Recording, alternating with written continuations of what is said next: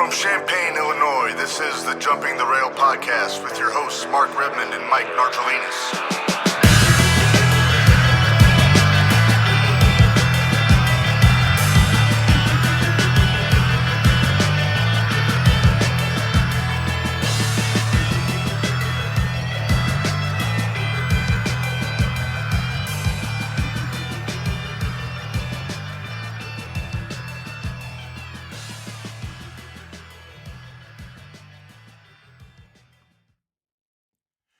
And welcome to episode number 20 of the Jumping the Rail podcast, coming to you live from Champaign, Illinois.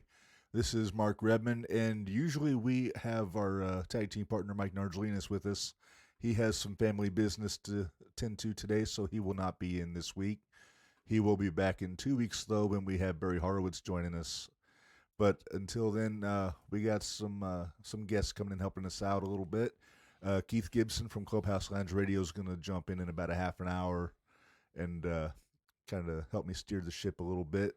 And our special call-in guest this week is the voice of the NWA, Joe Galli, which we're looking forward to. We'll talk about the upcoming pay-per-view and just the NWA in general. And Marco, it's just you and me today. Yeah, you're in trouble. No. Yeah. So, just for starters, and we'll get into this more later on after we're done talking to Joe, we have a birthday, and the birthday belongs to the one guy you've heard of, Marco. The one guy. Yes, the one guy. No, just the baddest ass guy I know. He's all right. You know what? I like him. His wrestling stuff was never it for me for obvious reasons. I mean, not that it was bad. It's just I'm not into it as much. But his movie career, he is the action star of today, where Stallone, Schwarzenegger, Van Damme, and Seagal shared that title in the late 80s, early 90s. He's the Arnold of this generation. Except he's a lot more eloquent. Actually, I think he's more eloquent than every single one of those four guys put together. I would say you're probly right. Statham's got him because he has the accent. But so he's not more eloquent. No. He sounds fancier, right. But his vocabulary is nowhere near as good. So we're going to definitely get into The Rock as we get in further. But for right now... So whose birthday is it? It is Dwayne The Rock Johnson. Happy birthday! The star of Young Rock, which Dwayne tried to get me to watch tonight, but he forgot that we're doing a podcast. But it's all good. And to kick things off, Marco, we got another call-in guest helping us out. She's our official correspondent for 01 USA. 01 USA. So, Menders, how's it going? Hang on, there she is. Hey, Mindy, can you hear us? This is the part where she talks. Let me see. There she is. We got you now. Okay, are you sure? Yes, we ma'am. Got you. How's it going, Menders? It's going good. It was quite a crazy weekend. Sounds like it. So, in Mattoon this past Saturday, 01 USA had their big show. I couldn't make it. I've had some other stuff going on. But you told me you were diligently taking notes and you took it all in. So let's get into it. How was the show? We got 3 pages, Mark. You ready for this? Uh-oh. Are you losing me again? Are those double-spaced large print, or are we doing like, hyper 6 It's not that bad, I promise you guys. Okay, so it was a great show. It's actually probably been one of the best shows that we've seen this year. 01 started out the pre-match show, or the pre-show match was American Cade with Eli Wilder. Eli Wilder, he's kind of been he used to be a referee there, and now he's kind of getting into the ring and testing it out against some of the veterans. American Cade, we like to tell no one voted for you. So I don't know if you guys have heard of a couple of these guys. The opening match then was the Cobra versus Victor Analog. Have you guys heard of either one of them? I've heard of the Cobra. I'm not familiar with the other fella. Okay, Victor actually wrestles around here in a bunch of different indie shows. Cobra, that match was almost too good to be the beginning match. It set the bar really high for the entire show. It was just a one-off, and they were great. Cobra won it though, but it was definitely an emotional roller coaster. Nice. Then we had our palate cleanser of our comic relief. Okay. Marvin and Kyle Pfeiffer versus CMC and Chris O'Brien. Marvin and Kyle have kind of had a back and forth here lately. He's definitely the underdog. He is one of the members of the Low Life security team. Okay. I don't know if you've heard of the Low Life. That's Jordan Perry and Joey O'Reilly. Actually, you've probably heard of Joey O'Reilly. He was on AEW. Yeah, against Archer. I've seen some of the Low Life on the few 01 shows I've had a chance to watch on IWTV. They usually put on a really great show, but tonight it was Marvin and Tony G, which is actually the leader of the Low Life security, came out, interfered. Marvin ended up taking the pin. CMC and Chris O'Brien are just two newer guys. They've been there for a couple months, but they're just trying to get their feet wet. So they're doing a pretty good job. Cool. The women's match was Chelsea Durden, which I'm a huge fan of, versus Shaza McKenzie. Okay. I hadn't really heard of Shaza, so I wasn't familiar with her. Chelsea Durden, I've seen her in a few matches with Max the Impaler and Reina Victoria. Real impressed with her. To be fair, I can't root for somebody I'm not into, and Shaza came out dressed in pink playing to the crowd, and that's just not my style. Yeah. So Durden came out as just a badass, and she ended up going over Shaza. Okay. I think Shaza might be booked for GCW coming up, but I'd have to double check with Narge because he'd know better than I would. But I've been hearing her name floating around quite a bit lately. I'd seen where she'd done a few things, but I hadn't really had a chance to watch her. And like I said, I was just kind of, she was too, a little too bubbly face for me. Then we had the triple threat match, which was Anakin Murphy, the Illuminary Jacques, and Devontae Knox. These guys are all some junior heavyweights that have actually fought against the champ, Jim Carrot, in the past few months. And they were just doing a triple threat. They didn't say if it was for a number one contender spot or anything like that. I think just kind of to show their chops. Okay. But no one ended up winning that because Jimmy Carrot actually came out and beat up all three guys, and they called the match. So, can we assume there's going to be a 4-way down the road between those four guys then, since there was a no contest? I'm not sure if it's going to be a 4-way. I've got my ideas of where it might be going. With what the main event was, because the main event was Jimmy Carrot versus Matt Fitchett out of St. Louis Anarchy, AAW. So I'll get to that match here in a minute. And I'm not sure what'll happen because they're getting ready for Lethal Lottery in May. Nice. So I'm not sure how everything's going to play out. Lethal Lottery's not nearly used enough staple for the old WCW. I'm always down for Lethal Lottery stuff. Yeah, I'm hoping these matches will go over. And actually, I do have a few matches that haven't been announced yet that I've got the down low on those. So I'll say those here at the end. Yeah, she warned me she's going to have a scoop once we get through the rest of the card here. So. I'm trying to hurry. We only got 4 matches left. We got the tag match, which you guys knew about, which was... You take your time. The premiere. Yeah, me and Mark are going to the kitchen and get a beer. We'll be back. Well, okay, you guys could do that. The premiere, which is SK Bishop and Campbell Myers, came out. Camaro was not there this time. From what I heard, he was facing Josh Alexander down in St. Louis. So I saw that. I don't know how that turned out, but I hope it went well. Yeah, Alexander's one of my favorite guys in the business right now, so I'm sure that was just a real banger of a match. I'm hoping to find some video of it here before too long. If you find it, you better send it to me too, because I really want to see it. If I find it, it'll go on the page on Facebook. So works for me. Yep. Hey, Dwayne, Kyle, and Hammer, we do see you guys. The Premier, so they came out. They were supposed to fight Country Air, but Premier came out and told the audience how Country Air really didn't deserve a title shot, so they didn't even bother to bring their belts. and told them that they weren't getting one tonight either. Country Air's Doc Simmons and Zach Hendricks. I think they're down around the St. Louis area also. Um, so they ended up having a fight. Well, while Premier was doing their talk out in the ring, you hear chains going on in the back, and Conley, which we'll talk about here in a minute too, is kind of their lackey. He's been their muscle, beating up the guys before they get in the ring, to make it easier for the Premier. Nice. So how mean. Go ahead. Oh, I just said, how mean. Oh, it's great. It's awesome. So the Premier, Country Air got drug out by a chain and thrown into the ring. The match went great. Premier does a lot of the old school tag team stuff, slapping the hands to make the refs think that they've tagged in and out. Oh, yeah. Just a lot of the good old stuff. Yeah, they're a really cool throwback tag team. I enjoy them.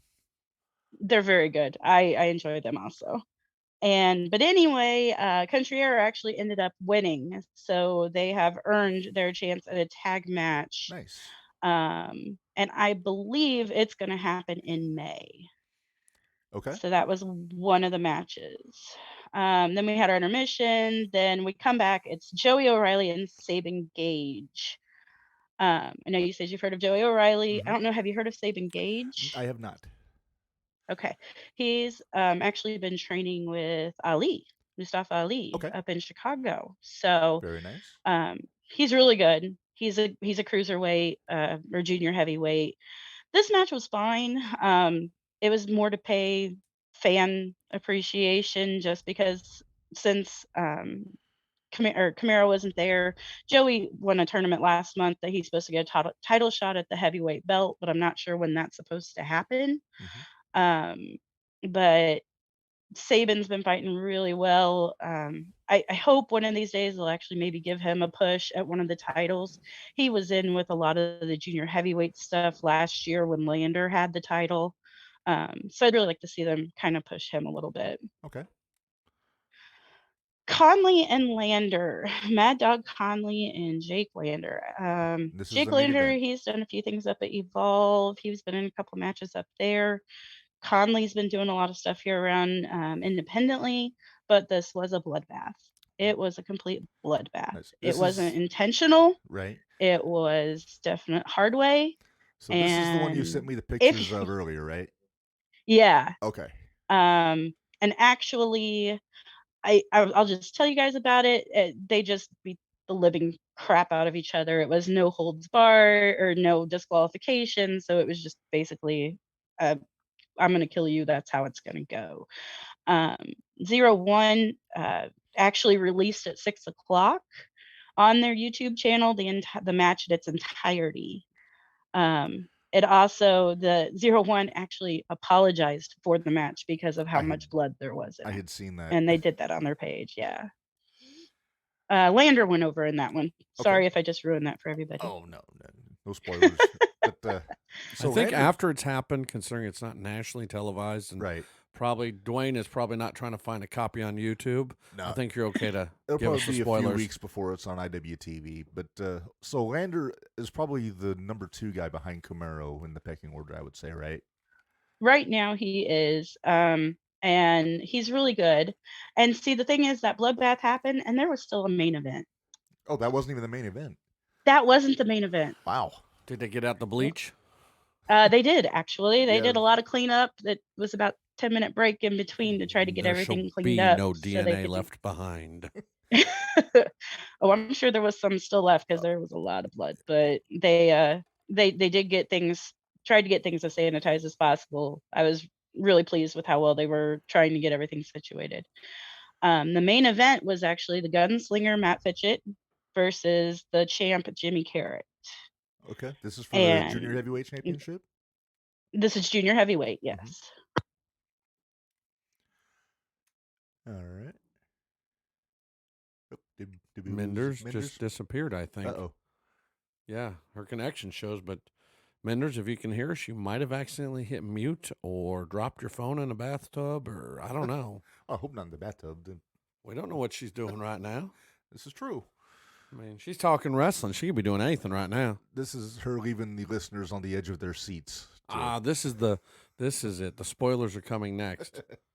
Let me see. I'm looking and everything's good, but no, she muted and unmuted. Okay. Zoom is not muted, so she's on it. Yeah. Let's see. Oh, her video's working. Hey, we can see you. We can't hear you. Your mic is down. But it's your mic, not the Zoom app. Maybe your actual mic is unplugged or... How's that? There it is. There we go. We got you. Is that better? Okay. Yeah, now it works. Sorry about that. It's all right. It's like we said, you were leaving the listeners on the edge of their seat about and the main now events. Here come the spoilers, folks, and the main events and all those secrets she's got for you. Yeah. So Carrot, he's been the champ since September when he made Lander tap out. This was a great match, but unfortunately, since it happened after that bloodbath, everybody was just exhausted. It was so emotional with the blood with that other match that this was classic good guy versus bad guy wrestling. Carrot right now has his kind of a little, he's called the powder keg. He kind of has a loose gun, a little bit of a loose cannon. He has his friend Basil that he listens to. That is a mask that he wears out to the ring. Okay. So kind of a little bit of a lunatic. Okay. He attempted to, or he thought about using a chain in the middle of the match, and that didn't happen. And guess what? Since he attacked those 3 guys earlier in the evening, guess who came out and distracted the ref? And while one guy distracted the ref, while the other 3 attacked him. Okay. So, yeah. So let me ask you, in the GCW, I've noticed that there's not a whole lot of storyline going on, which is, I kind of find, that like WWE, these guys, well, Narge especially, but a little bit Mark, complain WWE storylines have gotten a little boring, weak, blasé, whatever. I don't know how much AEW does, but I know they do some. 0-1, do they have storyline, or is it just like, we're just going to pit these 2 guys against each other and you guys are going to go crazy? They try to have a storyline, like at least with the champions. Anytime it's a championship thing, you can bet it's probably gone on for 3 to 4 months sometimes. So they usually do have a lot of storyline that they try to put into it, which I think is why I really enjoy 0-1 a lot. They put a lot of thought into it. Yep. So I enjoy it a lot. So it kind of reminds me of IWA Mid-South back when I think they still do it now, but it was they had 2 or 3 big storylines, just like you said, usually rolling around a title, but then a lot of the matches were attraction matches where they would bring people in from around the country to go with their local guys just to make almost like a dream match, sort of, you know what I mean? Right, so it sounds like 0-1's kind of the same way a little bit. It is. I think that's why, I mean, I don't know if this is saying much, but back in December, I actually got to meet Sunny because she was down at 0-1. Right. But they've brought in, I know the Boogeyman's been there. Billy Gunn was just there in August. So they've brought in some big names to kind of have those quote unquote dream matches. But actually with that main event, Carrot ended up losing the title because the ref never caught the guys beating him up. So I'm sure that's not over because as Carrot left the ring, he announced that it wasn't over. Nice. And so I'm not sure if he's going to go directly back if he'll go directly back for his title or just kind of the storyline that he has, if he's maybe going to go after those 3 guys again. So we'll see if it ends up being like a fatal 4-way or what. So I'm hoping we'll know a little bit more as it gets closer to May. You never know. Maybe we'll get another War Games match out of it. Yeah. I saw that last one. That was nuts. But it was nuts. I was there. Yeah? I was actually there. Nice. So yeah, I saw that match. So from the sounds, it sounds like you think like maybe the Shaza match should have gone in between the last 2 matches to kind of give the fans a chance to kind of collect themselves after the super violent match. Or even if it would have been up to me, and I know you want to keep your titles at the end, but they had built the story between Connelly and Lander that they were ready to kill themselves, or kill each other over that. If it would have been me, I think I would have put Matt Fitchett and Jimmy Carrot on before the Connelly and Lander match, since they didn't know for sure what was going to happen. Right. And apparently they knew there was going to be some blood because the ref came out to the ring with gloves on. Okay. So if you knew there was going to be some blood, just to kind of keep everybody safe, I feel like they should have done the Connelly Lander match last. Yeah, and like we were saying, Lander, aside from Carmelo Jackson, is probably the top guy in the company, so it makes sense to have him in the main event. But yeah, I'm gonna keep an eye. Hopefully, that show gets put up on IWTV pretty soon. And for the people that are listening, it's Independent Wrestling TV. It's an app on your Amazon or on wherever on your phones, where you can get a ton of really cool indie promotions that put their shows up on there, so you can catch up and see what's on there. And that's where I get a chance to see the 01 product. So that, and they have their own YouTube page, and they actually put more up on the YouTube page than they do their IWTV here recently. Okay, I'll have to check that out too. And I'll send you guys the link if you want to put it up on the actually on the page. Put it in the chat here. I say just either put it in the chat here or just if you want to post it to our page separately, Yeah, that'd be great. I can do that here in just a second. I've got a bunch of things open on my computer, so close down the porn hubs. Close them down. We don't want to listen to the moaning come through the mic. She's not Joe. So do you guys want the scoop on what is to come? Now, you promised us scoops, so you can't get out of here without giving us the scoop. So all right. So there's two shows the end of this month, and that's Saturday the 28th. Both of these are going to be at Matt Toon at the Burgess Center.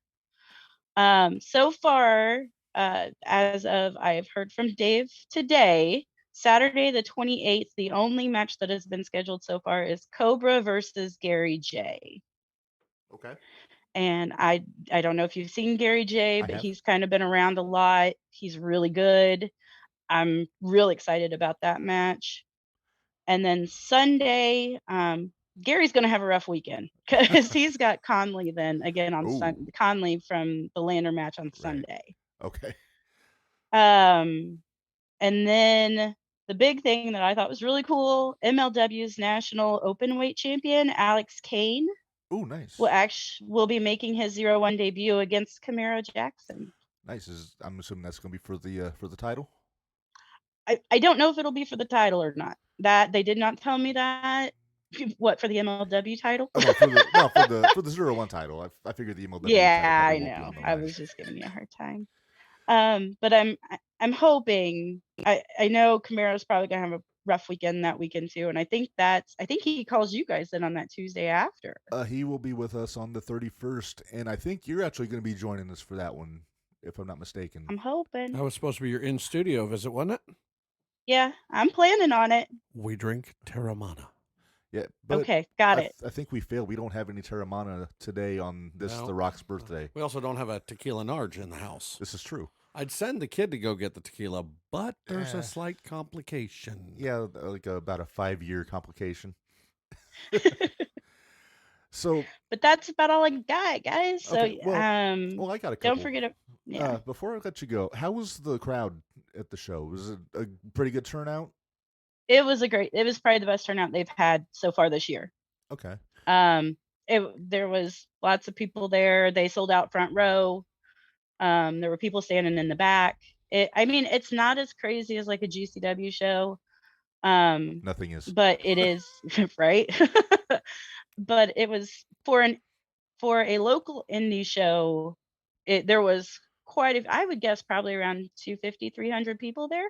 Nice. Just guessing. There was quite a few. So, and then I know too, I guess I'm kind of the indie local wrestling girl around the area. I know there's a show coming up this weekend with New Wave Pro, and I know they're on IWTV. And that one, Mike Bennett's actually going to be at. That's in Terre Haute. Oh, nice. And then in 2 weeks, on the 20th of May, is Hybrid Wrestling. And I'm trying to think who else. I know they have a 6-man match that's going to be on there. But I've kind of taken up going to all these the smaller shows, and they're so much fun. And they don't cost a whole lot. Everybody that's there is awesome.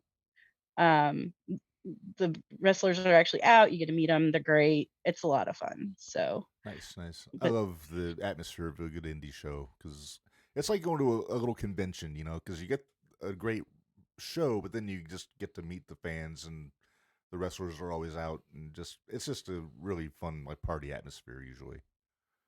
yeah, so everything that's going on. Oh, I just found it that for the 6-person hybrid eliminator, which is going to be for the title.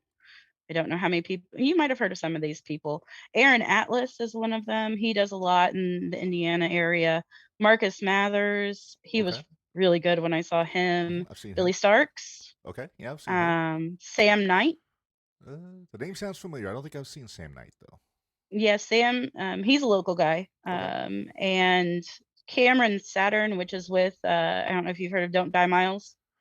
They're in Shooters Don't Die type of group. So I can't say and that then I they have. still have a 6th one, but it's vacant. So we're not sure who's going to be in that one yet. Big surprise, so, maybe. Yeah, we'll see. Nice. But yeah, that looks like that's their big thing. Oh, and I guess the Mecca Brian Johnson is going to be there. Oh, nice. I saw him in Ring of Honor. He was Yeah. damn good talent. He had a pretty fun match with Danhausen. I remember seeing in Ring of Honor not about a year ago, I think. But I said last time I went to Hybrid Pro, I actually got to meet Shannon Moore, so that was a lot of fun. Prince of Punk, nice. Yeah. So he that was a good time. He didn't sing, did he? Like his old 3-count days? Not really. He was real impressed with Miles, Don't Die Miles. And that guy is definitely gonna be moving up soon. He's really good. Awesome. So I just hope that because he's actually the champ right now at New Wave Pro. And he took out Solomon Tupu. Okay. So I've heard him. there's a lot of shows that go on. I think I actually go to a wrestling show about once a week. So nice. Yeah, who knows? Maybe we can figure out a way to get a little jumping the rail presence at some of these shows going forward. I mean, we have a flag and we have T-shirts now, so here comes Mo Money. Right. I saw the one shirt, which the wrestling is real to us. Oh yeah. That one's the newest one. It's still real to us. Damn it! It says on the back. I'm loving that one. It's kind of our mantra. So yeah, we got a few. Hey, speaking of, are you just gonna hold my T-shirt till I come up in May? That was the plan, I think. Because I will have your stuff when you come here. I'm still working out. I'm not very smart when it comes to shipping, so I'm still trying to figure all that stuff out. For everybody that's waiting on something from me, I have not forgotten about you. But not a problem. All right. Well, thanks for having me on, guys. I appreciate it. I'll see you in a couple weeks. Thank you for the report, and we'll be doing this more often when they have shows. We'll have you call in and just kind of give your 2 cents, and hopefully we'll be able to make it to some of these also and have more of a back and forth about it. Yeah, definitely. And if there's any talent down there that you think would be interested in getting interviewed, get them the page info and say, hey, look, man, get in touch with these guys. They'll interview you. They'll make you look good, or do whatever the hell it is you need them to do. Yep. After you get your shirt, you have to wear it to all the shows. And so, Menders, just to get a cheap plug before we let you go, you will be with us in 4 weeks on May 31st when we are talking to the 0-1 heavyweight champion Camaro Jackson, which we're looking hopefully he's still the heavyweight champion. If he's still the champion, let me know, because that way I can take it off of the little bumper that I put up before. So it's not well, we won't know till Sunday. Well, I don't know if it'll be Saturday or Sunday, or I don't know. We'll see. But I'm going to both shows, I'm so gonna try it'll and be make all it right. to at least the one on Saturday, but we'll have to see. But Menders, thanks a lot. We're gonna let you go. Thanks for calling in. Yep, not a problem. Thanks, guys. All right. Thanks, Menders. And with that, as if on cue, we got our guest tag team Mr. partner Gibson is in the house. That's no money to you tonight. The Zorro Clubhouse Lounge Radio. Keith Gibson is with us. Keith, how's it going, buddy? Right. Good. That is Mo Money to you, both of you tonight. Okay. Oh, Mo I'm in character tonight all night long. All right. All righty then. No, I'm kidding. I'm good, guys. How are you? Oh, we're great. We're Nargeless, so it's a little more quiet here. I don't have to listen to anybody talk about how great Hulk Hogan is for once, which is nice. You know, You put a thing up on the Facebook page the other day about who was your favorite wrestler and greatest wrestler, and I put Hogan down as the worst wrestler of all time. That was Narge's doing. I almost put him down as the most overrated, but I couldn't take Goldberg out of that spot. Yeah, that's tough to do. Yeah. But, no, I'm good, guys. Things are good. It's a little chilly out tonight, but a little bit, just a touch, a little misty. Yeah, just got on t-ball practice with my daughter for the first time, and she loved it. So proud papa tonight. Oh, I thought you were the guy practicing t-ball. Well, I'm about the same height, but it's all right. But no, ready to talk some wrestling. A lot of things to talk about. There's a lot to talk about, and I guess for starters, the big subject is a Backlash coming up in about a week. Big pay-per-view this Sunday, this coming Sunday. The big thing is they changed the main event. It was supposed to be a tag team unification match, but they changed that to a 6-man now. I'm not sure why. I mean, it could be anything from card subject to change, or Vince woke up one morning and had a change of heart, or who knows? I don't think they know what to do with Roman. Yeah, I think they're just starting this feud with Drew, which I think is the right call to have them together. Agreed. But they haven't really done enough to have the one-on-one match yet. So I think they were wanting to put Roman on the show. That'd be my guess. I'm right with you there on that one, Mark. And the fact that you want to get him on the show to draw in. Oh yeah. And he just wasn't there, and you just don't want to throw him into something, but they kind of have here. Yeah. I was actually excited about the unification of the tag team titles. I'll be honest, but if I can be honest with you, I think they need to save that for a bigger show. Backlash is a very middle of the road pay-per-view usually, but I would say if they could say that for SummerSlam, I think that'd be perfect. I think they are too, and I think that's what they're setting up to do, and yeah, without a doubt, I agree with you on that too. But I'm excited for it regardless, because I think it needs to happen. Yeah. I could see that. Yeah. I could see that very well happening. Yeah. But with Backlash, other than that, there's not a whole lot to look forward to Sunday. In my honest opinion, there's some interest. I don't think there's going to be a lot of bad matches per se. I think the matches are going to be fine. Just I don't know. The card doesn't seem like a pay-per-view card in a lot of cases. Well, they're not pay-per-views anymore. They're prime live events. Come on, our premium live events. Yeah, but I'm assuming the main event's going to be Ronda and Charlotte I Quit match for the women's title. Is this the show this weekend? See, I don't think that's main event. Oh, by the way, we're hosting that. Oh yeah, we're going to do that here Sunday. Keith, you going to come hang out? Okay, well, I guess I have Sunday plan. Actually, no, I will be coming back from Garth Brooks in South Bend, and it's Mother's Day, so I will be spending that at home with the wife and my mother. Smart answer. I will be working, then calling my mother, and then we will be here. And, no, back to Sunday. I don't think Ronda and Charlotte close the show. I think Roman and the Bloodline close the show. Okay, I would be fine with that also. I mean, I think Ronda and Charlotte have some work to do to make up for what was pretty much a flat match at WrestleMania. If you ask me. It was. I mean, it could have been so much better than it was. And I think the I Quit. Ronda just does. I don't know if it's just me. I don't know about what you guys think, but she seems the one who's flat. I don't get that spark from her anymore. It seems like she's not 100% in. Right, like the heart's not there. Right, and to get a flat match out of Charlotte is really saying something, because I can count on one hand how many bad matches Charlotte Flair's had. Me too.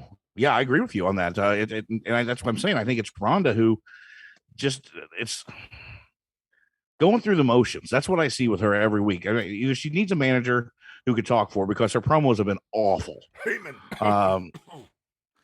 Or she needs, Heyman would be perfect, but you're not going to take him away from the bloodline. No. Dan Lambert. I would like to, who I'd actually like to see with her. I think you might think I'm crazy, but LA Knight. A guy who could talk. He's a great talker. I love that he came up as a manager, because if he just came up as a wrestler, he would have got lost in the shuffle. Agreed. I mean, his meal ticket sat mouth of his. He best pipes in NXT ever since he showed up. I like that they're putting him with guys like I guess it's Mace and Mansoor, right? Or with him? Correct. Yeah. And those are guys is it Mace or is it T-Bar? Mace. T-Bar is Dijak. That's right. You're correct. Okay. But both those guys really need a mouthpiece. I won't be surprised if Shanky joins that fold now that he's split up with Jinder. Yeah, that didn't make much sense to me either. that kind of came out of the blue to me. There was, they didn't build any dissension or anything besides 1 week. Right. And here it is, and then done. Okay, all right. He's like, why can't I be like Veer? Right. Who? I'll tell you what. That's not going to last long. I like what they're doing with Veer, though. They're just having him just plow through jobbers and just destroy everybody. I think that's the right way. But you can only do that so long until you've got to have someone else step up. And I think he's the guy that almost needs to step up to Omos. Interesting. Not Bobby Lashley. Put him against Omos, and then you could build some, but slow build it. Yeah. But out of the baby faces, who do you think should be the it's got to be Mysterio, right? They started their little program a few weeks ago. So I think he's got to be Veer's first big opponent. Ray or Dominic? Either one. I think it's got to be Ray because he's so that's a great question because we haven't seen him for a couple weeks. No. If it's Dominic, I don't know if he's taking some time off or what. I guess it'd have to be Ray if you go back to it. But if you wait another week to get that back going, maybe people are forgetting about it already too. That's true. Yeah, the WWE universe is notorious for having a kind of short attention span when it comes to storylines. Unlike us, my big thing for Sunday, which I think should main event, which I think the Bloodline will, is AJ and Edge. I think they've built that right since Mania. I think it's the only story that's been built right besides the tag team unification, which is now 6-man. But I'm excited for that one match. Yeah, because I have a feel there's something else cooking. There's something cooking with Judgment Day, or whatever you want to call it. Yeah.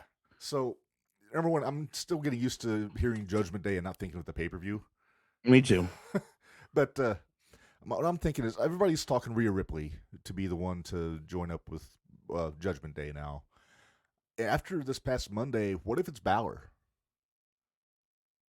What if Finn Balor came out and bailed AJ out as a red herring, and then he screws AJ over on the pay-per-view or on the premium live event? I'm sorry. I never thought of it that way. It didn't occur to me till this morning. But could they? Well, that's a good thought. But with them doing Bullet Club and the whatever you want to call the hand thing at the end, I guess they call it the Monday night. I think Vince is going to try to. I think he'll try to capitalize on that because that's what AEW is doing too, and I think they're going to try to capitalize on everything they can. I'll tell you what, Bullet Club kind of has been taken over between everybody. Between New Japan, they had a huge presence this past weekend. I don't know if you saw anything of that, but several. I read about it. I didn't get to see any of it, but I read about it. Great show. I watched it on Sunday. AEW obviously got the Undisputed Elite. Impact's got Jay White and his subgroup with Chris Bay and Hikuleo, I think. And then WWE with Balor and AJ. It seems like Bullet Club's everywhere these days. They are, and I think and they're getting hotter and hotter again. Yeah, which I love because I love the Bullet Club, and I was very disappointed after Cody and the Bucks and Omega split. They kind of started taking a back seat in New Japan. So I'm glad to see them getting some steam back. And Juice Robinson joined them up this weekend. Which yes, he did. Yeah, in New Japan. So I'm excited for that. I don't know. It's just a great time to be a wrestling fan. It's a great time to just enjoy it. There's so many options and so many availabilities to watch and so many new guys coming in. It's fun. Yeah. It really is. It is. It's definitely fun. And like I said, if you keep an open mind and you don't overthink things, it's magical. It's just best show on earth, you know. But New Japan, they announced the Dominion show coming up, and that's going to be Okada and Jay White for the title, the IWGP World Heavyweight title. I need to be more specific for our listeners. But I think Jay White needs to be their world champion. I do too. I agree with that, especially with Forbidden Door coming up. Yeah. And I'm anxious about pay-per-view as well, and I'll call that a pay-per-view because it is a pay-per-view. It is a pay-per-view, yeah. Yeah. I am. There's so many different things I could do with that pay-per-view, and so many different matchups, and so many different guys they could bring in, and it's just I'm excited for that just to see what they do with it. If they do it correctly, it could be huge. Yeah, I'm guilty. I talked a little shit last week after they announced it.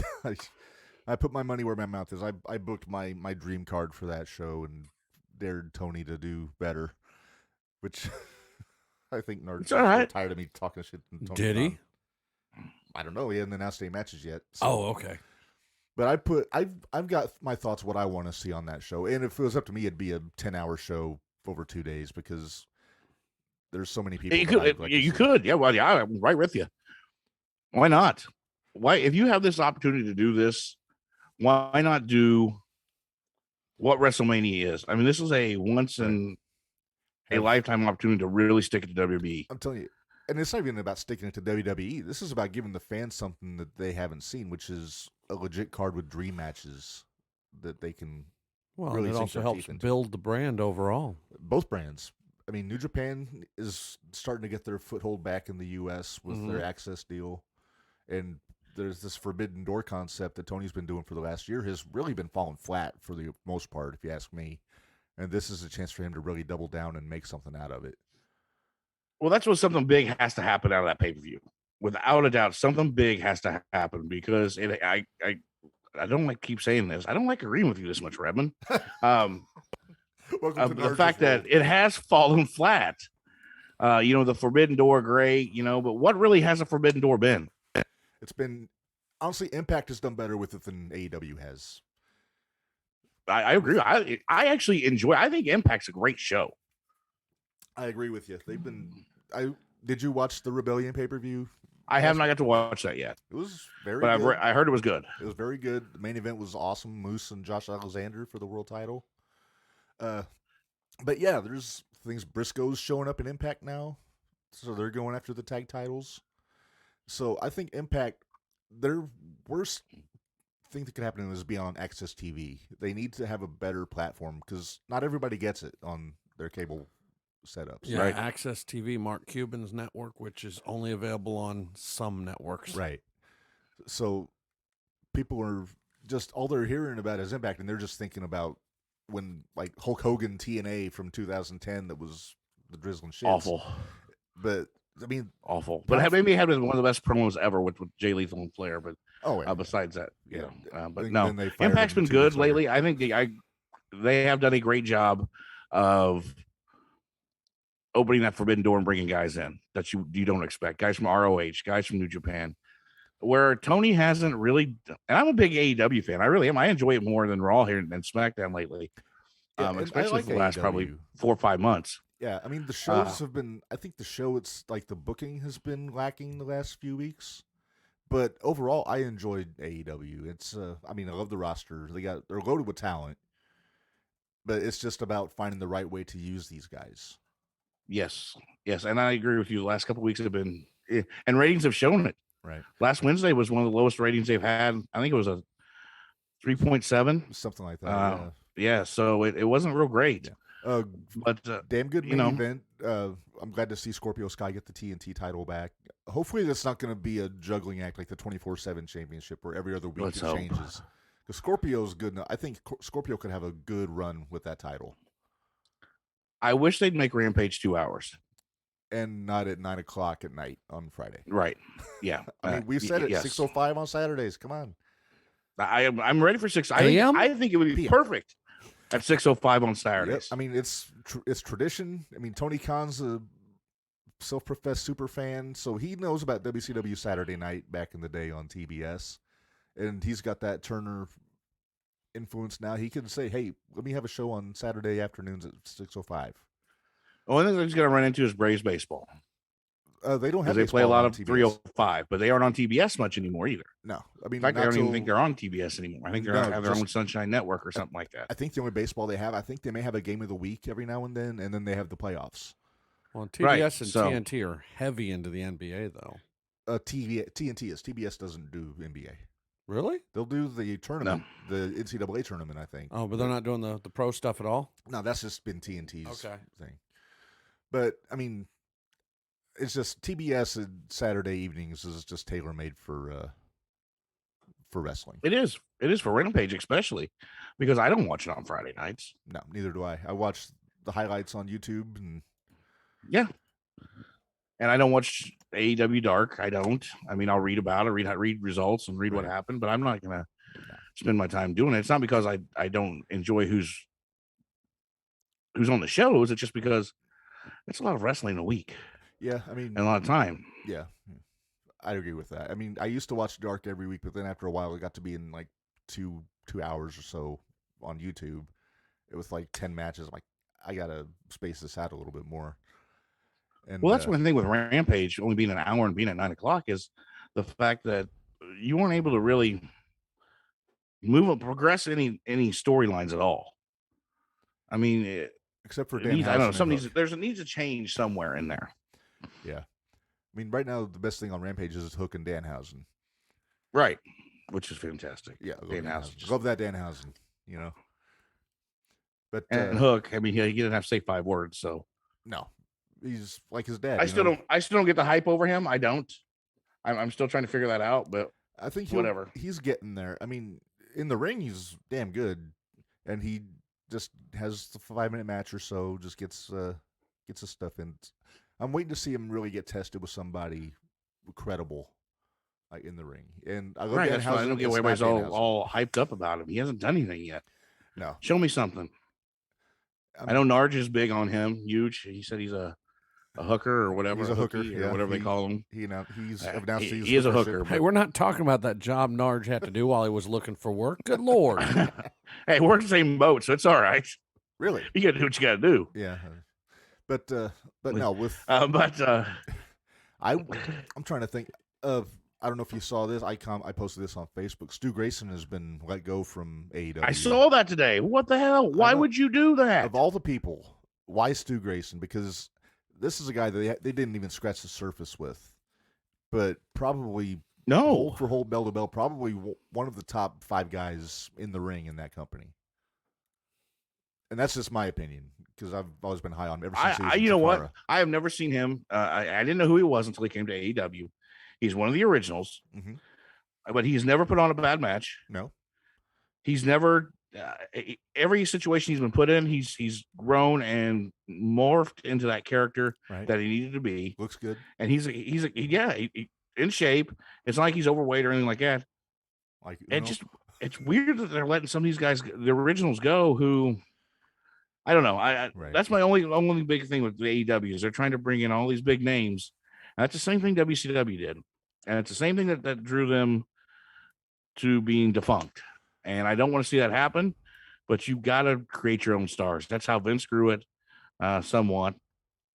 But he created Stone Cold. He didn't really create Shawn Michaels, but Bret Hart and those guys, they all came in, but they were young when they did it, and he grew them to that. So Narge, who could be calling in instead of just commenting, I'm sure he's doing something else, is why he ain't calling. But he says that it has to do with money. They couldn't come to terms on the money. It's that simple. Well, money talks, as the old cliche goes. And he says Tony has proven he isn't going to pay for some guys past a certain point, which was actually smart.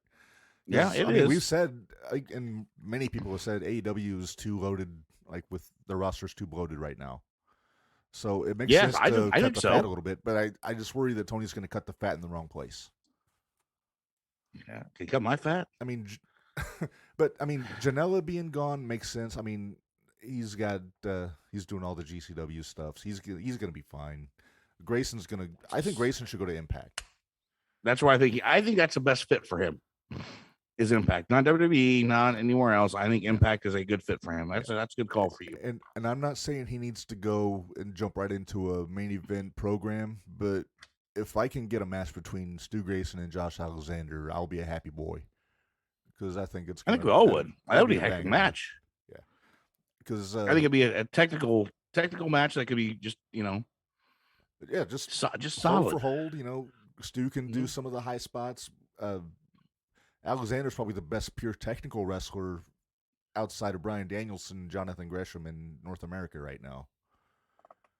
One of my favorite matches I've watched in a long, long time was FTR's one-on-one last week on Dynamite. Wasn't that good? I enjoyed it. I enjoyed that thoroughly. So good. And I loved all the little nods to the Brett and Owen match from WrestleMania in that match. While I was watching, I'm like, that's WrestleMania 10. That was SummerSlam, picking up the different move sets and things they did. Yeah, it was pretty cool. I didn't really catch it until I think it was one of them went for a sharpshooter and then the other one pulled him down and reversed it. See, I caught it when they went in the corner and did the victory roll. Yep. Still the best finish in WrestleMania was when Owen did that to Brett. Yep. WrestleMania 10. Everybody loved Brett. I was pulling for Owen because I'm a little brother, so I can relate to Owen because he was the younger brother trying to get out of Big Brother's shadow. That's actually one of my favorite WrestleManias of all time. Is 10. Yeah. Not to get off subject, but no, it's one of my favorite of all time.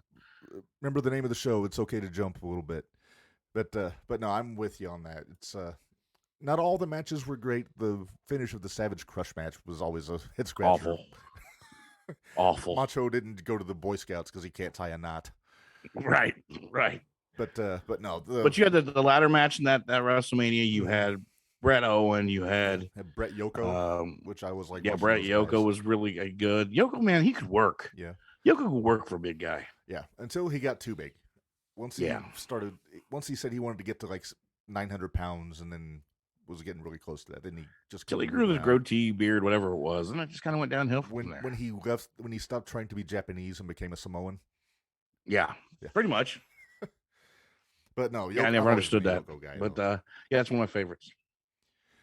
So, what other news we got to talk about? Well, let's see. We're still waiting for our guest to call in, Joe Galli from the NWA. So, since we got him coming in, I don't know how much you watch of the NWA, Keith. The Power Hour? NWA Power, NWA USA on Saturdays. I enjoy it. I catch it every once in a while. I don't watch it as much as I'd like to because I think it's actually a really great show. Yeah, Mr. Wrestling, Matt Cardona is the world champion right now, which is Aldous still wrestling? I'm sorry? I haven't watched it in probably a month. Aldous is still there, right? Aldous is still there. He's chasing Cardona. Right. Okay. Just want to make sure I wasn't too far. No, you're not too far off. You got your Murdoch is still there. Jax Dane, I don't know if you remember him or not. Former world champion is their national champion right now. He's the guy. Murdoch was a champ after because he took him from Aldous, and then Cardona took him from Murdoch, correct? And Cardona beat Murdoch. So there's kind Trevor of Murdoch, which I like him in a way because he kind of fills that dusty void. He's the blue collar roughneck guy. But that's why I like seeing him with Aldous. But Cardona and Aldous, I think, is obviously the money feud. But when you're looking at that roster, you got to wonder who else is going to step up because the Pope had a shot about a week ago and came up a little short. That's a guy that I really enjoyed when he was in TNA. Yeah, I agree. And I just don't know why he never went anywhere. I don't know if WWE didn't want to bring him in or he was in WWE what originally. Right. He was doing the Elijah Burke thing, and it kind of fell a little flat. He was more of a mouthpiece than a wrestler, and then he got let go. But no, But when we took the Pope gimmick, though, he really worked the Pope gimmick well. Yeah, and I'm surprised he didn't bring it back into WWE. Yeah, well, you never know. Maybe he was happy where he was, But then you look at a guy like Tyrus, the former Brodus Clay, who's in there right now, who I think is the TV champion, if I'm not mistaken. If he hasn't lost it since the last time I saw the show. And he's been doing this slam challenge, like having people trying to come and body slam him, either win a title shot or money or something. Yeah, he's still the TV champ. Yeah, still with Idol Mania Sports Management with the great Austin Idol. Mm-hmm. He's a guy I'd like to have on this show sometime. Austin Idol? Oh, yeah. The Universal Heartthrob. And the bane of Velvet Sky's existence. I thought I was a heartthrob. I'm sorry? I thought I was a heartthrob. Oh, you make the ladies swoon, Keith Gibson. Just one. That's all you need. Matters. Their ladies division is not bad either in the NWA. No, I am in for Camille. I'm loving what she's doing. Well, you've had Mickey James down there. Mm-hmm. Taryn Terrell. Melina's been down there. I mean, names people are familiar with. But yeah, I think Chelsea Green. Of course, she's with Cardona, Right. So I think they actually may have a better division than AEW. Yeah, my only issue is, aside from a couple people, Chelsea and Mickey, there aren't a lot of believable women to beat Camille. Because Camille's, they call her the Brick House for a reason. Because, I mean, she's awesome. She's huge, great athlete. So you got to wonder if they have to bring somebody in to dethrone her for that women's championship at some point. Probably. And yes, but let her run with it. Yeah. You know who I think I would like to see a match with Camille? Who's that? Jordan Grace. Just go power for power, man. I could see that. Dwayne remembers Austin Idol from the 80s. I'm shocked. Wait. Yes. Oh, I do too. Wait. Dwayne remembers something from the 80s. Don't we just mean Dwayne only remembers things from the 80s? The future mayor of Georgetown, Dwayne Carter, remembers Austin Idol from the 80s. I don't think, but either.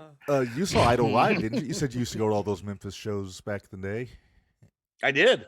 Yeah, Dad and I used to always go down to Evansville, the Coliseum, and see all those, Austin Idol and Big Bubba Rogers before we became the Big Boss Man, and Wildfire Tommy Rich, Lawler and Tommy Rich, the Dirty White Boy. Yeah, we used to always go down there on Wednesday nights.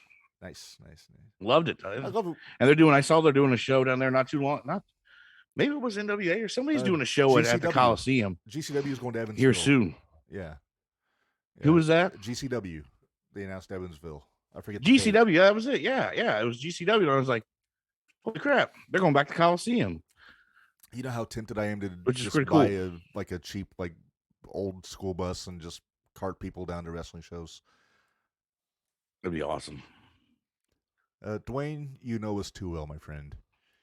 Just from seeing your comment, I knew y'all was going to jump on that. Of course we were. It's what we do. But we won't get when into are they it in too Evans? much. I'm looking that up right now. What's that? I'm looking up when they're in Evansville. I forget when that is. Yeah, I forget. Narge, you are in the thread. You probably know this off the top of your head. July 3rd. July 3rd. Ooh, nice. Independence Day. Yeah. And they're in St. Louis July 1st. So okay. Either way, it would be a fun little trip. I may or may not be working on a patriotic T-shirt motif to put on Pro Wrestling Tees around Independence Day. All right. Good idea. I'm full of those. Pro Wrestling Tees, man. You guys are doing great. Have you got a lot of feedback from that? Well, we only hear back from them when I have a bad idea.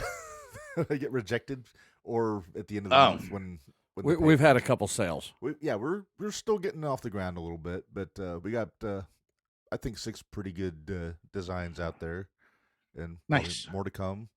I agree, Narge. Indy would be much better. Yeah, I would agree. For GCW? For GCW, yeah. Evansville about 3.5 hours away. Yeah. Yeah. I still don't know why reachable, they're avoiding the Champaign area, to be honest with you. Yeah, I don't know if it's a big enough market. No, it's right in the middle. Like Indy? No, Champaign. Oh, Champaign. I mean, you can come from Chicago, Indy, St. Louis. It's all centered. But same in the music business. We're centrally located to 3 big cities, and guess what? All these fuckers go to the 3 big cities. So we're like in the middle going, but what about us? Right. So everybody forgets about the little guy. I blame the U of I. Someday we'll set up a big pole barn, call it the Jumping the Rail Coliseum, and start running indie shows. And by big, I mean about the size of this room. This room is the size of a wrestling ring, I believe. 20 by 20. That's a little bit smaller, but not much. Right. We call it cozy. Right. That'd be awesome. I do miss. I miss. I know you had you guys talked 01 before I was able to come on this evening. But I miss those shows in Champaign, man. Yeah. I do. I know Dave and those guys are doing shows down in Mattoon and stuff, but I miss having them at Fluid Event, right?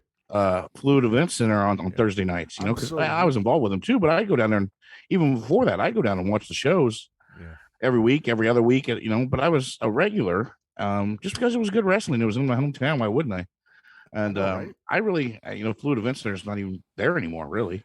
No, I mean, it's there in structure, but when I found out that they'd sold the building and somebody made an office out of it. It's an internet provider now. Yeah, Pavlov Media. That's just what we need, another internet provider. Actually, we did at that point. Yeah. CCG, now we have fiber. That's who I have now. That's who does it. So that's what I'm on with you guys. But anyway, no, I think there needs to be some place. I don't know of a place in Champaign that could hold it. I mean, the Round Barn Center, I've never been inside there. My wife tells me it's not that big. City Center would be the ideal location. It's a big enough That's what I've always said. But it would. I don't know. So the capacity of the room empty is about 850 to 1,000, depending on who the fire marshal is that day, type of thing. But they got the big stage there, so they could technically wall off the stage in such a way. Why would you? Use the stage. No, I mean like a ramp down. That's what I'm talking about. That's what I'm saying. Wall it off as in okay. I got draping, so they could use it as a dressing area, and they could come out that way. Guys can jump. Put the ring in the middle of the room, but I'm just not sure then what the cap becomes. But they do have that upper mezzanine, so I mean they could they could conceivably do it at a place like the City Center. And I think there's a market for it. I think there's definitely a market. I do too. And of course, there's always the National Guard armories around here. Right. There's those. But yeah, I think that City Center is probably the closest to ideal location for it. They are all concrete floors, so you wouldn't want to have guys throwing each other around on the floors. Hasn't stopped them before. True. City Center might say no unless you sign a bunch of waivers.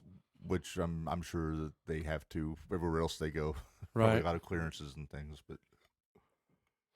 I know when I hosted the show down south, we did it in a high school gym, and we didn't have mats down or anything, and I got body slammed on the wood floor, on the gym floor, and it hurt bad.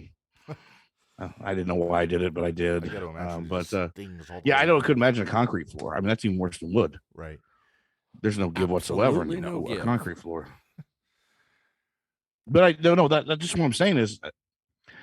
I'd like 01 to find or a company to do some shows in Champaign.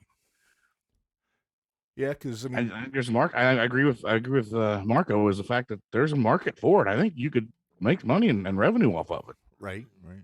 If I knew how to just get it off the ground, I'd start my own promotion in a heartbeat. But I don't have the money or the infrastructure to do it. I mean, me neither. Yeah. I got a radio station. Lottery. Yeah, right. I got a radio station. We can do play-by-play. We can broadcast it there. Right. I think somebody suggested that to you once that we should do radio broadcast of some of the local wrestling shows. David Cavazos. Well, you could do a live. You could even do video and do it just like I do a basketball game or a football game. And I think you get people to tune in too. These local promotion. Right. I just don't have time to do all that. It takes more than one person. Yeah. There's only so many hours in the day. Correct. Yes. All right, so we're still. I'm waiting to hear back from our guest when he's going to be able to call in, but that's all right because, as usual, if you plan things too much, it's not as fun, right? Let's talk about the subject of the day. If it was today or whatever. The Rock had his birthday, and we had a bunch of people talking about their favorite Rock matches. What did you see out of the stream? Yesterday, The Rock turned the big 5-0. And that's crazy to think that too, man. He does not look look 50 already. He looks like he's like That's 30. almost as crazy as thinking I'm over 50. Well, we know better than that. So I put a thing out there yesterday on his birthday. I asked. Whoa, wait! Not that thing. Easy. Put your thing away. Put your thing out there. But I asked our adoring public what their favorite matches were with The Rock, and about everybody except for me said Hogan and The Rock from WrestleMania was one of their favorites, which is another classic case of Hogan brainwashing the masses. But so Keith, I don't think you chimed in unless I didn't something. Actually. I was just sitting there thinking, I'm like, I don't know if I have a favorite Rock match. I have favorite Rock moments. Yeah, I mean, so promos and things like that, like when he sang songs to Vicky Guerrero. I enjoyed that thoroughly. I liked the Rock concert. Yeah, I was big into the Rock concerts. When it was Mick Foley's birthday, You know, those are the things I enjoyed. The Rock, it was the same. Yes, he was flashy and he was electrifying, whatever, but it was the same thing every single match. He sold well. But it was his promos in his mouth that I always enjoyed more than anything. Not his matches. His match with Hogan, it got the people that were in Toronto. The fans and were the star of that Canadians match. Were So to me, that wasn't a great match. No, the fans Canadians are at the end of every sentence. Canadians are True. That's a good point. But yeah, so if I had to pick, I'm going matches here. He had a few really good matches. Anytime he was with Triple H was a classic. Anytime he was with Austin was great. I think my favorite Rock match was probably the last one with Austin at WrestleMania 19 when Austin retired. Just because it was the emotion was there, the story was there. It took 3 rock bottoms to beat him, which was unheard of. And most people are done after hitting rock bottom once, right? But no, it was just he got 3 times. Yeah, right. I mean, and 19 is probably my second favorite WrestleMania after 17, just across the board. 17 was good. It was, but 19 was so good though. Yeah, I probably have to go with him and Mick Foley. I mean, I enjoyed the I Quit matches. I enjoyed when Rock was a heel. Oh yeah, more than when he was a face. Yeah. I can't watch that I Quit match. Just knowing what I know now, just all those unprotected chair shots just make me wince. Oh, those headshots. Yeah, man, it was rough. Yeah, the match. I think the match he had on Raw with him when Foley won the title, I think was more fun. Yeah, I enjoyed that too. Yeah, just because Foley won the title. A lot of it was, you might say, overbooked, but it was a fun match. Austin came out and The Rock got all his shit in, as is his want. Yeah, and you had DX was out there, right, and the corporation and everybody. Yeah, it was a lot of people in one place. Yeah, but the fans. But no, that was good. Yeah, it's hard to believe that he's 50. You think he'll ever run president? I hope he does.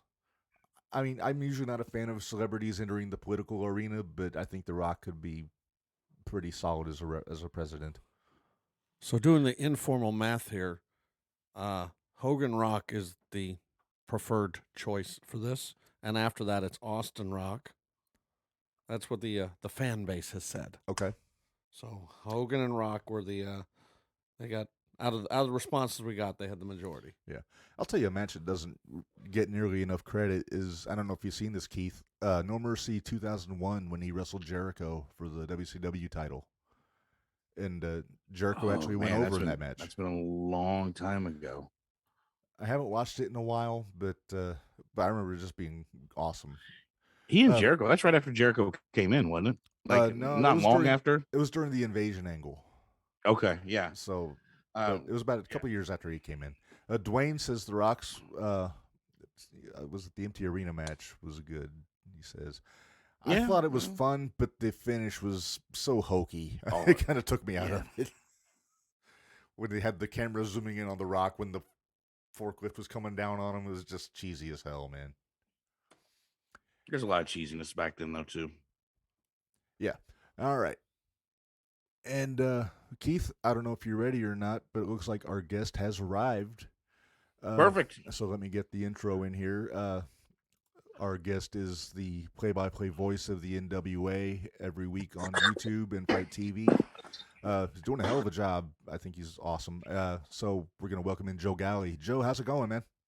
It's going great. I'm so excited to be here. Sorry about the delay. Oh, no worries. But I'm so happy to be here talking with you guys here. As I'm jumping the rail, I'm coming straight for you. Call the police. Get the security. Right. You're going to need the handcuffs and the pepper spray. We're setting bad I'm ruining this venue.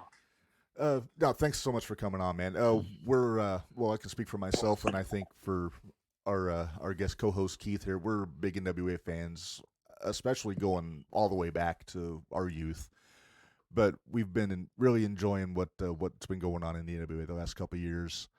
But where are we talking to you from, Joe? Are you down in San Antonio?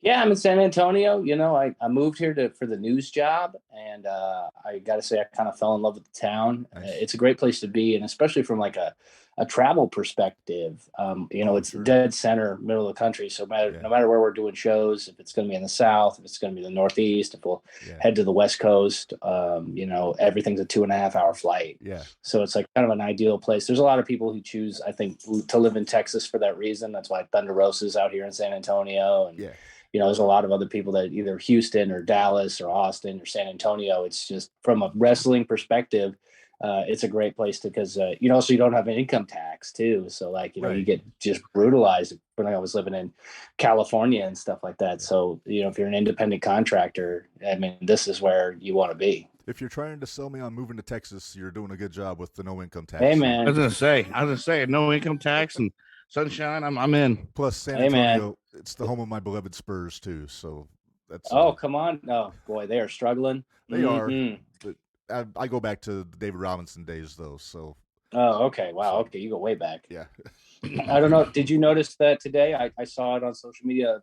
Billy Corgan had a Smashing Pumpkins concert here in San Antonio last night, and he took a selfie, which is strange. He normally doesn't do that, but he took a selfie at the airport as he was leaving. And he was wearing a Spurs hat. Nice. Yeah.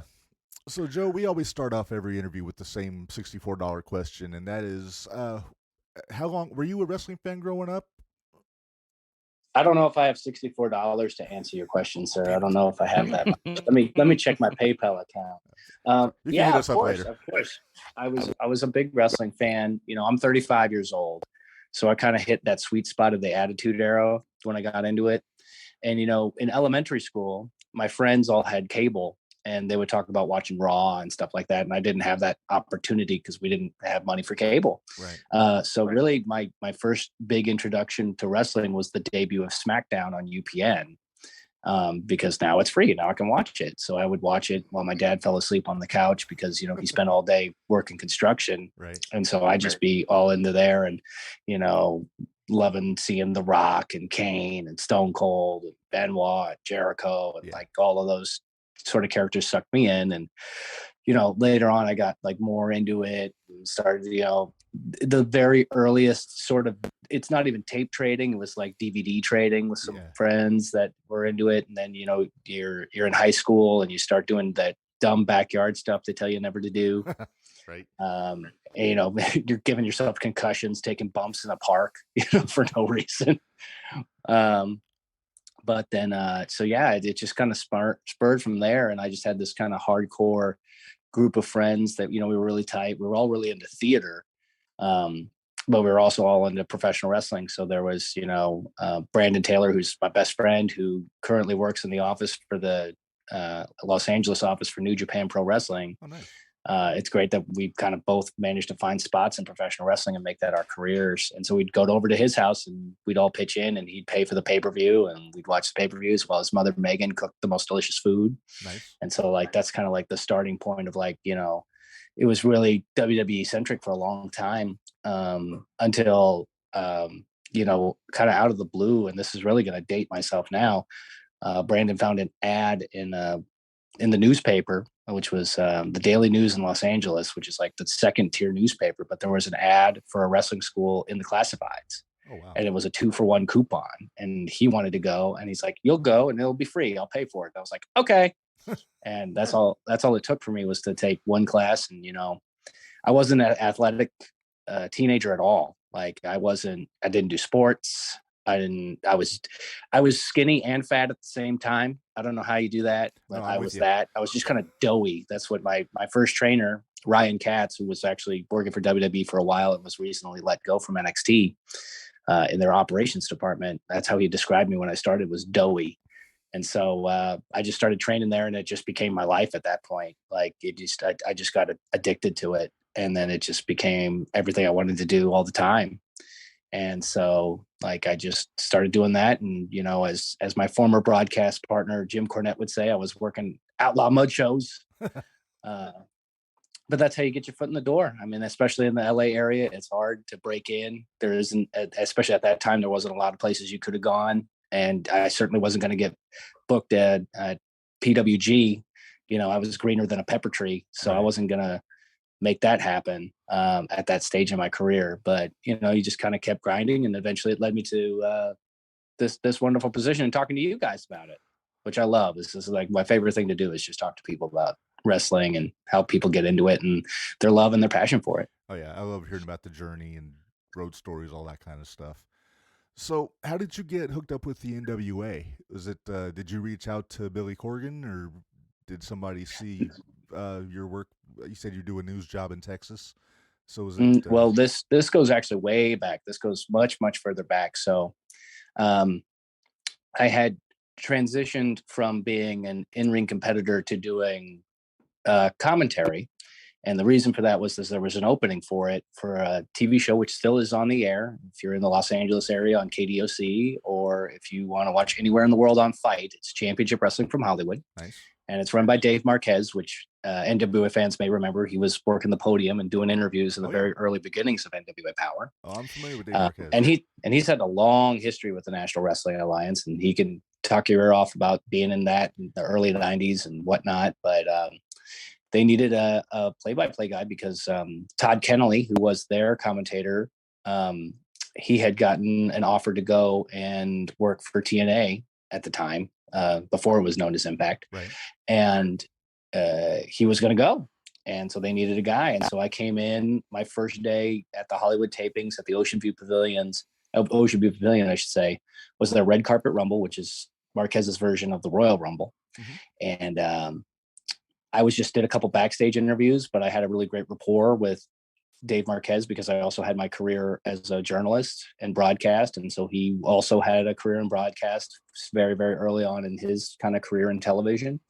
And so I could relate to him on that television sort of angle. And then the next set of tapings, I was just sitting at the commentary table with Johnny LaQuasto, and we were calling the action. I did that for several years. And so when Billy Corgan started what is now known as the Lightning One era, and he was having the matches between Tim Storm, who at the time was the NWA World Heavyweight Champion, and Nick Aldis, who was chasing that championship. Billy wanted to make sure that for the 10 Pounds of Gold series that they were making for YouTube, that he wanted to make sure that series was shot professionally and was in a place where he would still have creative control, but it would still look good. And so Dave kind of, to go back to the red carpet, he rolled it out for Billy and his partner at the time to have those matches. And so that's the first time Billy Corgan heard me call matches. And I think it was the first match that I ever called that Billy heard was a match between Tim Storm and Zicky Dice. And so after the taping, and I'll remember this is one of those, there are some memories that are just burned into your brain and then I'll see it there. But I mean, I've got this guy, here's Billy Corgan, the front man for a band, growing up in Los Angeles. I mean, I knew all the Smashing Pumpkins hits by heart. And he's looking at me and he's like, hey, we're very serious about the NWA thing. I just bought it, but we have big plans and I want you to be the voice of it. And it was kind of a shock at that time. And I said, absolutely, sure. Like without a hesitation. Because, that's been one of the things that I kind of has gotten me to this point today is where you say yes to most things and you try them out and you see where you go. And, and I don't get burned a lot of times, but you agree and you meet people and you learn things, and that served me really well. And so in that moment where I didn't hesitate and I said, I'm your guy.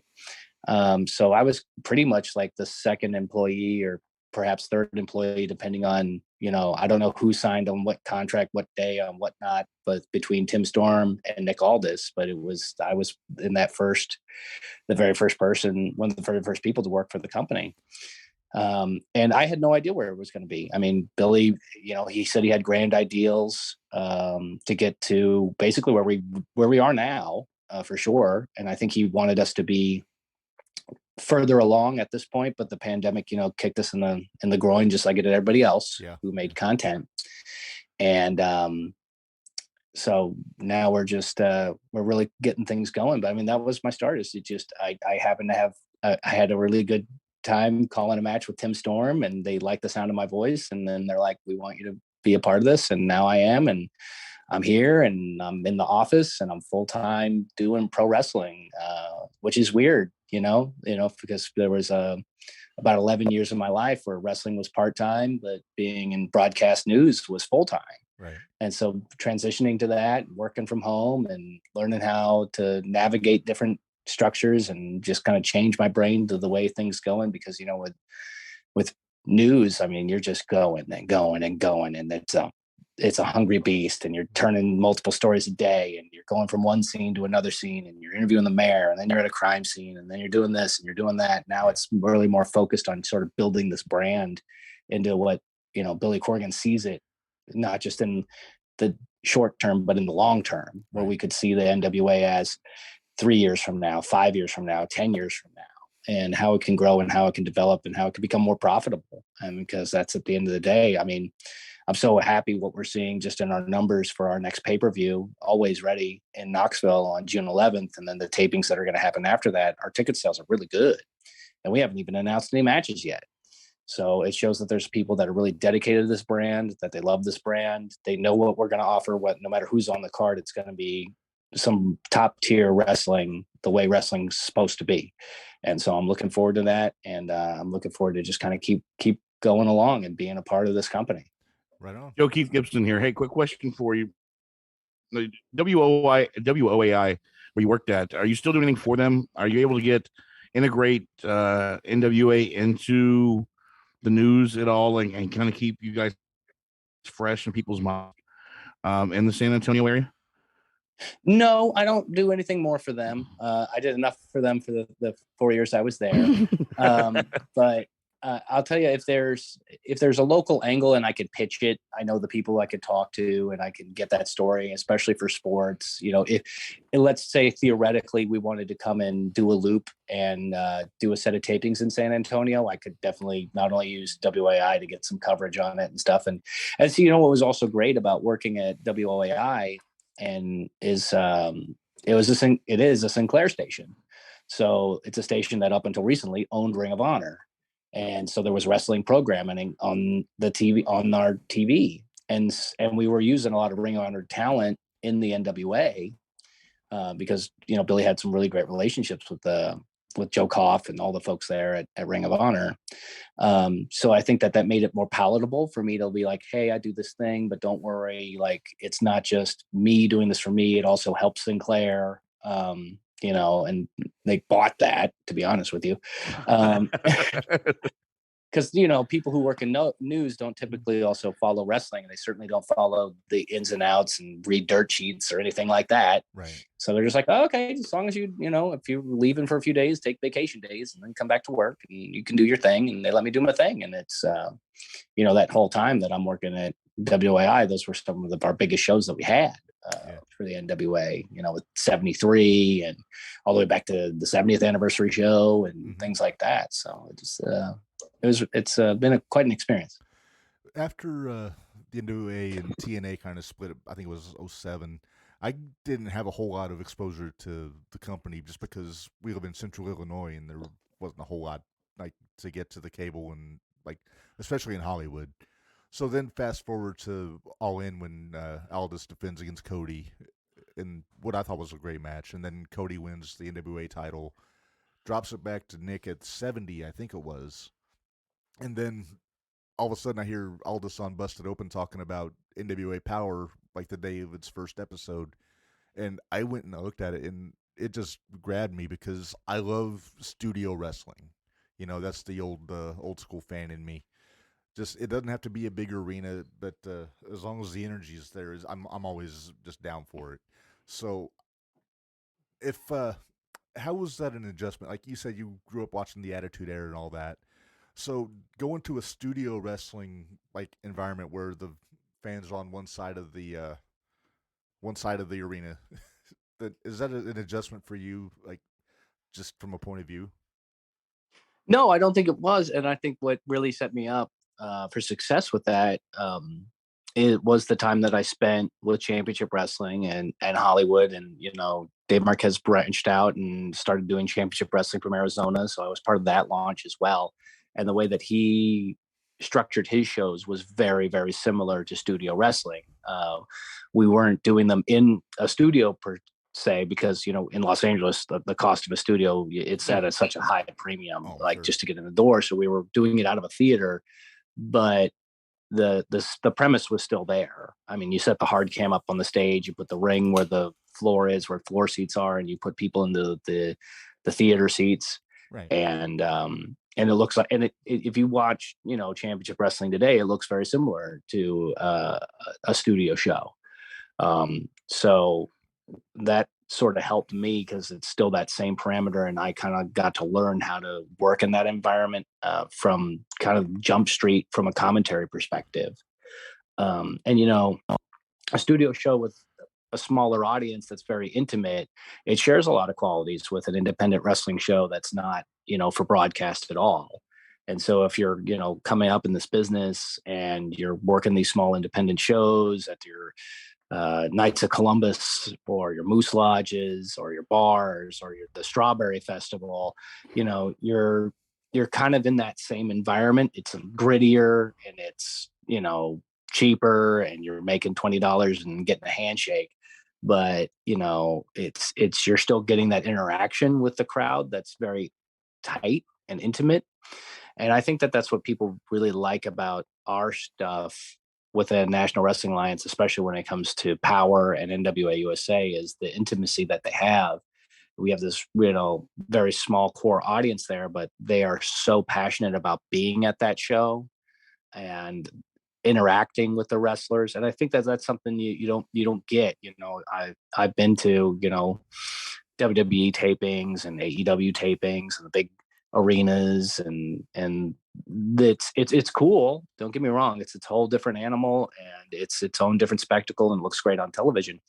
But you miss that level of intimacy that I think people really enjoy with studio wrestling. And I think that was really the appeal, in the 60s, 70s, and 80s, when you were seeing, Georgia Championship Wrestling or anything from Jim Crockett and stuff like that. Right. And to build to the bigger events. And I feel like it gives you that different flavor with wrestling. Like if you, for instance, like they're a $1 billion company and they're going to, blow everyone out of the water. But if you look at WWE, there's not a whole lot different compared, from Monday Night Raw to SmackDown to, the big pay-per-views aside. But I mean, the regular pay-per-views that they have, I mean, everything kind of has the same look to it. Yeah. And so you never get to change the flavor except at WrestleMania or at the Royal Rumble. And Right. when they do it, actually, you notice it, you feel it, and it's different, and it kind of piques your interest more. And so that's something that we have a lot more freedom to do in the NWA. And that's something that you're going to see coming up with our next loop in June. Is we'll be in Knoxville for 2 days, one day for the pay-per-view, and then we'll have, like we had this past week with Power Trip. It's kind of another version of that, 3 hours down the road. Mm-hmm. And we're going to do a bunch of television there. And then we're going to go back to Skyway in Nashville, which is the premier place for wrestling to shoot it. I mean, the talent that is in that studio and the place that they have there and the fans that live in that area, there's a reason why Impact runs out of that studio too. Mm-hmm. So it's going to be very, and with that, on a weekly basis, like it just changes the flavor, and it makes it more interesting and appealing for your eye. Like, now they're doing something different. And even if it's not a conscious thing, I think subconsciously people appreciate it. See, I was a big USWA fan, Memphis, and love studio wrestling. And when I watch NWA, it reminds me a lot. I mean, it takes me back to my childhood. And you're right, the intimacy there is just the crowd and the people get more. I guess your fans get to feel the action and be closer to the wrestlers and be closer to everything. It's a situation where, to me, I would rather watch a studio show live every day of the week than I would go to a big stadium. Just because you kind of get that realness, if you will, instead of it's more personal. That's the word I'm looking for. It's more personal than anything in a studio show than it is in a big stadium. And that's why I enjoy it. That's why I enjoy independent wrestling as well. But when you're watching a production and it's in a studio, it just takes me back to my childhood and makes me feel good too. And it's interesting you bring that up, because I feel like that's a big core of our audience, is the people who, have a few more years on this earth and, have fond memories, being kids or teenagers or young adults and seeing Dusty Rhodes and Ric Flair and Harley Race and all that. And so we have a big core audience for that you have that nostalgia factor that you kind of, our show satiates that. But also on top of that, I've noticed, especially this last couple sets of tapings, we are really growing in a more youthful market. And I'm talking like preteen sort of kids, the type of kids that marketers around the world are trying to figure out, how do I get a child to not look at TikTok for 5 minutes and look at this other thing that's happening. And the NWA is being able to pull that off. And we're getting really passionate kids to come into these shows, and they love wrestling and they love our style of wrestling, because I think that they like the fact that they could scream something in Nick Aldis and maybe he'll react to it, because we're in that tight amount of space. And I'll tell you this, we're watching, I'll never forget this. Our last go round, there was a match and it involved Tom Latimer. And let's say something just didn't go well for Tom Latimer in this match. There was a small girl who couldn't have been more than 10 years old, and she was sitting right behind the commentary table. And when something didn't go wrong for Tom in that match, she was screaming, "Son of a bitch!" Like she was swearing like a sailor. And I couldn't believe it. And I looked over, I was like, what? And I'm like, this 10-year-old girl who had no personal connection with Tom just was such a big fan of his. And even though he's a heel, I mean, you're going to get those fans out there that gravitate towards heels. Oh, yeah. And she just wanted to see him completely decimate and destroy everyone. And if he got, had the hammerlock reversed on him, it broke her dream. And it was like, wow. But just to see that level of passion in that setting from someone who's so young, and a lot of people would dismiss it and think, oh, this kid's just going to be on their phone playing Angry Birds the whole time and not actually enjoying the show. We're getting kids that are like, no, they're glued to the action that's happening in the ring. Yeah. Well, I know our regular co-host, Narge, who's not with us today, but I go with him to like Game Changer wrestling shows and WWE shows. We take his boys with me, and they love it. They're always all in. They're 10, 4, and 2, I think. But those are good ages. Yeah. Good ages for wrestling. But his oldest boy Kyler, who we actually had on the show a few times, just pitching in.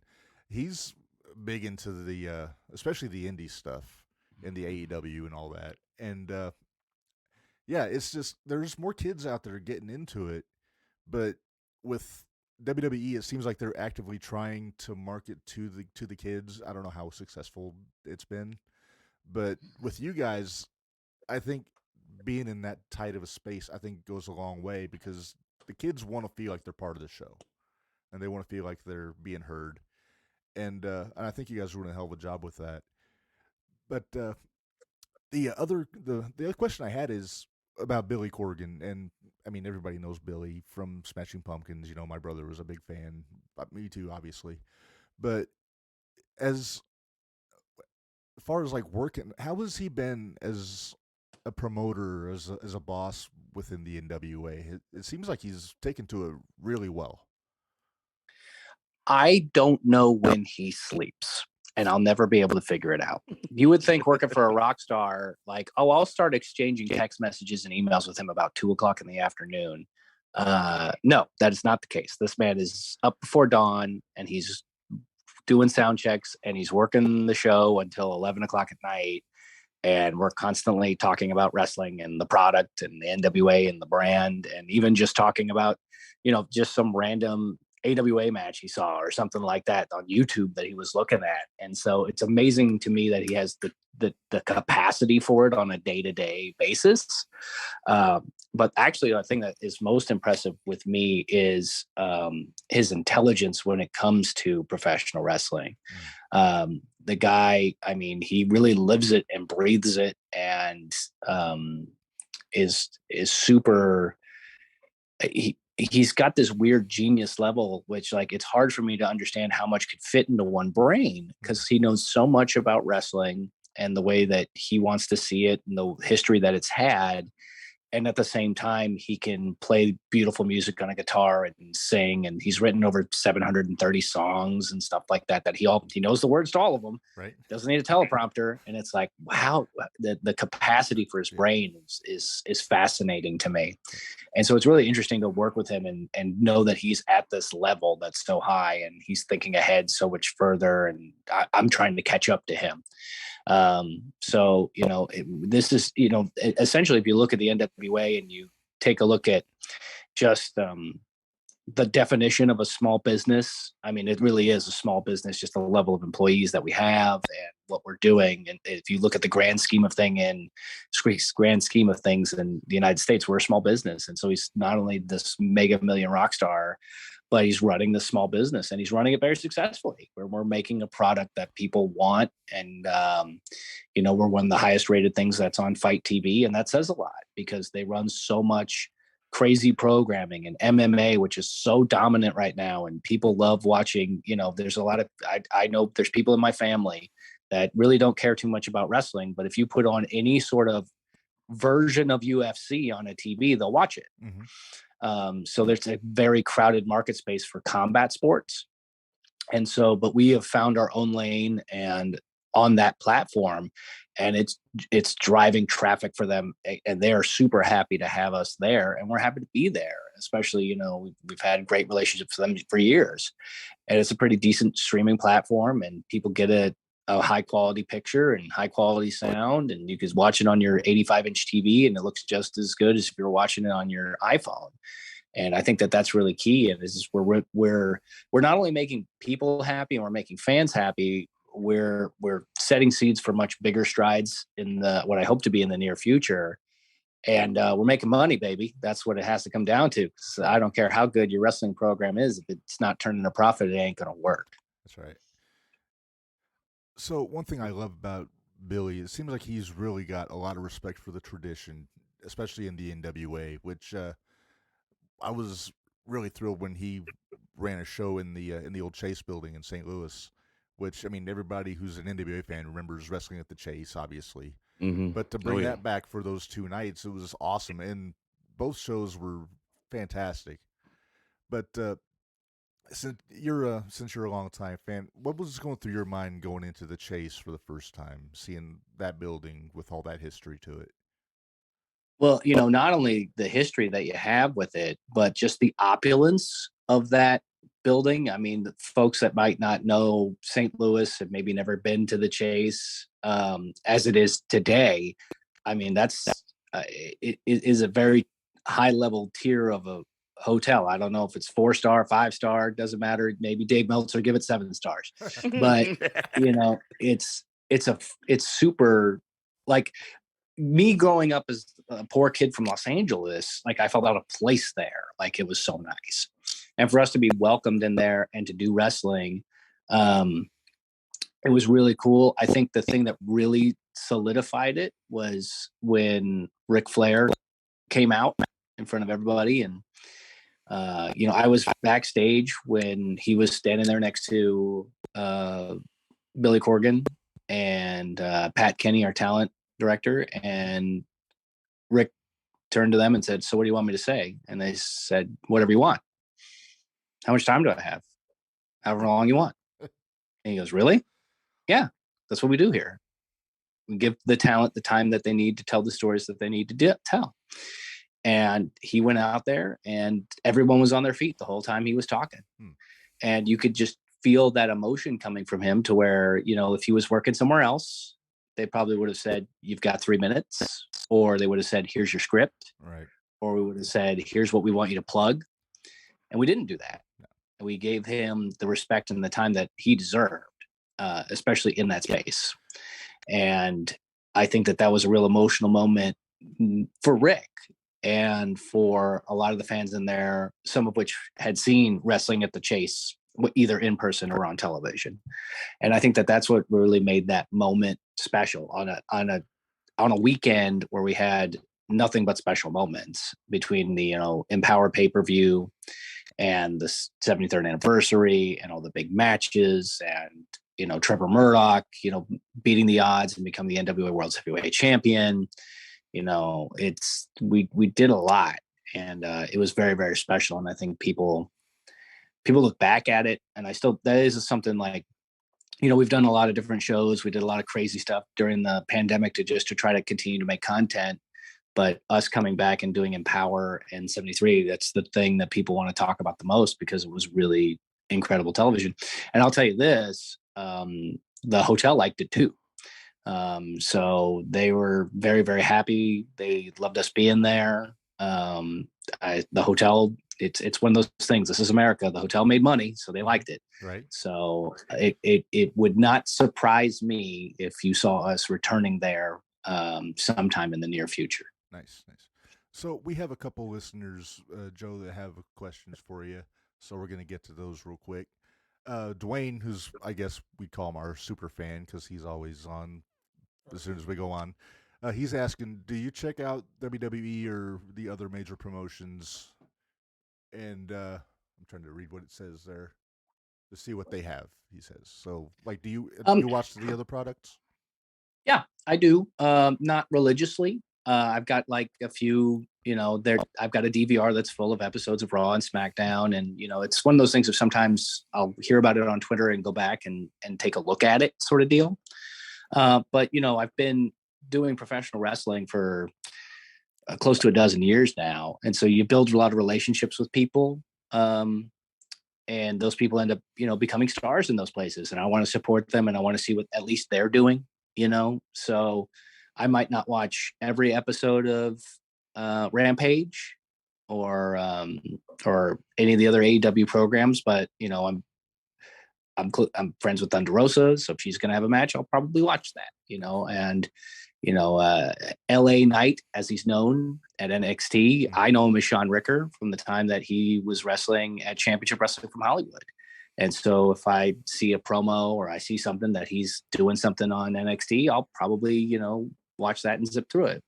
And I'll also watch it for selfish reasons as well, to see, if they're going to run a town that we're going to run. I mean, we've got the show coming up in Knoxville, and it must have been either last week or the week before that Raw had a taping there. It was a Raw. Yeah, Raw was in Knoxville last week, yeah. And so I wanted to watch it just to see what the crowd was, and it was a jam-packed arena. Yeah. So that tells me, as a person in this business side of the sport, there's a hunger for wrestling there, and so there's going to be a thing. And it would have concerned me if WWE was hiding the crowd, because you'll notice that sometimes when they don't sell tickets, the crowd they don't turn the lights on the crowd. They keep it dark. They just put people at hard cam. They never drift a little bit to the sides. And you learn those things. And I kind of pay attention to those broadcast things where they try to hide it if they don't sell tickets. Yeah. But they didn't have to do that because they sold tickets.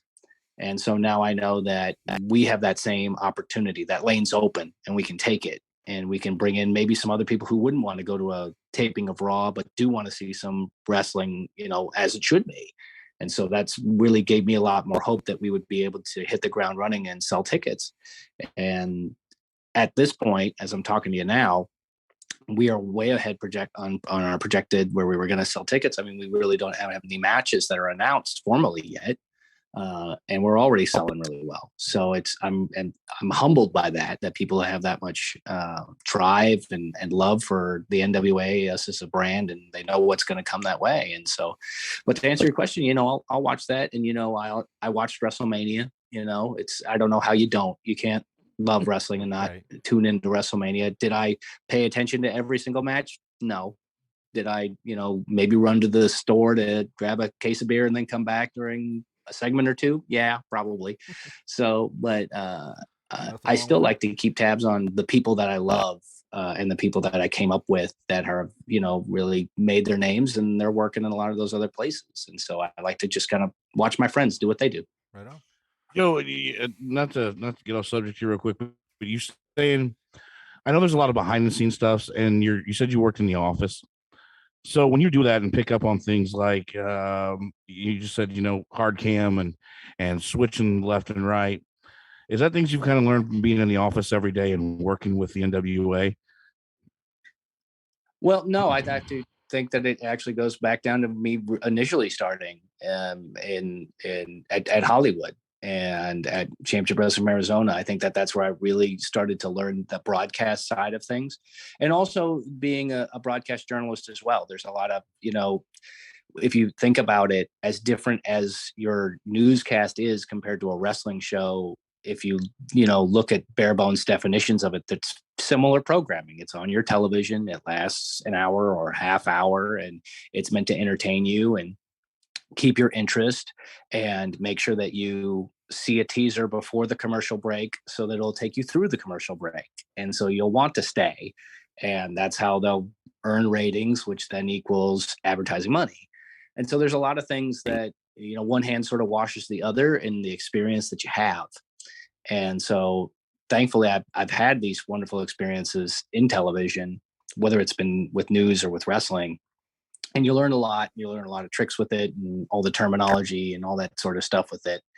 And, to be honest, too, when I originally broke into this business and I was training at the Pit, which no longer exists because the people who were training it went on to be, stars and heavy hitters in the sport of professional wrestling. And so it dissolved when other people who were running it became successful. But the idea was from Jump Street, the way, we were training there, which was a little different than some of the other places that were training in Los Angeles. You can focus your wrestling training to be a really good indie wrestler, or you could focus your training to be a really good television wrestler. And if your goal is at the end of the day to make money in this business and in the sport, you want to have that television style down because that's where the money is. So why not just start trading that? And so that's a good example of what I try to do when I go and I help and I do seminars and guest coach over at the Dog Pound, which is owned by Jazz and Rodney Mack here in San Antonio. Is my focus is always television. Because, you could train kids to take bumps and you could train them to run the ropes and you could, try to give them a character and tell them where to buy gear and try to do the job safely. But if you can't also get them to unlock something in themselves to give them the potential of being a star and being a draw and being someone that not only people want to see in person, but also on a screen, then they're never going to be able to really make money and make a living in this business. I mean, you could now. There's enough independent places where you could hustle and work an indie show every other night. And there are people that are doing that. But at the end of the day, if you're doing that, at some point, you'll probably be picked up by one of these television places and you'll want to have that background in broadcast and know, which way to work in that style that's effective and can draw people in and, not become a boring match on television. And so it's all of those skills that I think, it was kind of serendipity that got me to this point to where you just stick with something for so long. And you just start learning every day. And so it's built up this wealth of knowledge that I have. And and speaking of like the stuff at the Dog Pound, I was spending a lot of time there during the pandemic and helping these, young minds and these passionate wrestlers. And I can't say enough about that school. I think if anybody's in the, Central Texas area, you want to learn to be a wrestler, come to the Dog Pound. But, it's great for me to give back and talk to those kids. And I say kids a lot. Some of them are adult. They got a 60-year-old guy there who is, Haas Holding. He's living the dream. Nice. It's never too late. Never too late. And you know what? For a 60-year-old man who's a roughneck, oil drilling Texas, the epitome of a Texas man. Oh boy, he can work. He can work for a guy who's in the 60s. Awesome. Hey, Mike Jackson's still doing it, so Yeah, well, Mike Jackson at least started at an appropriate age. Well, yeah, but I mean he's north of 70 if I'm not mistaken. He's still a hell of a worker. He's taking the bumps and all that.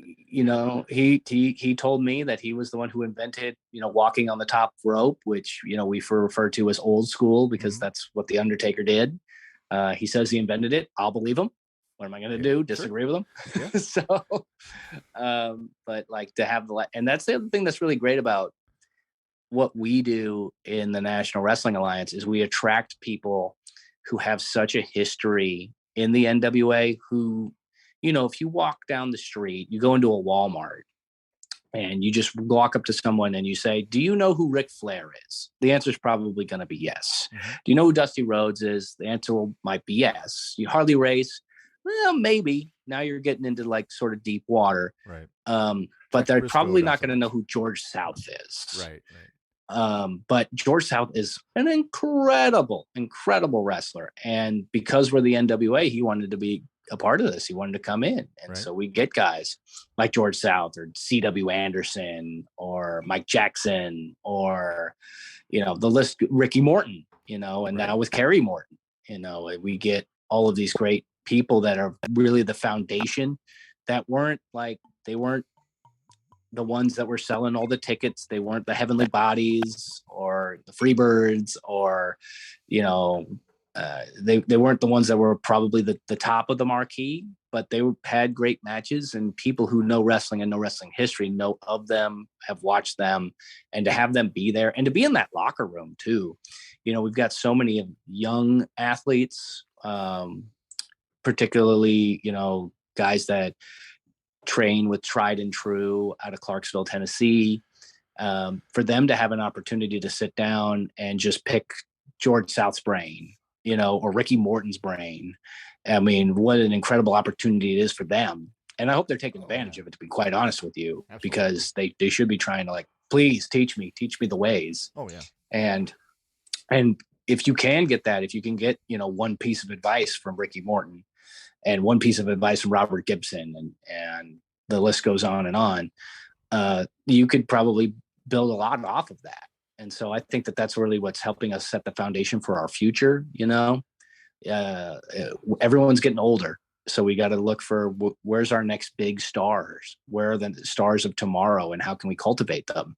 And when I start thinking about that, I think about Kenzie Page, and I think about Mims, and I think about Colby Carino and Kerry Morton, and a lot of these younger talents that we have, Darius Lockhart, these guys who are, in their early 20s and are going to be able to elevate and stay and keep us in a position to where you're going to continue to want to watch the NWA. Maybe they'll cement their own legacy.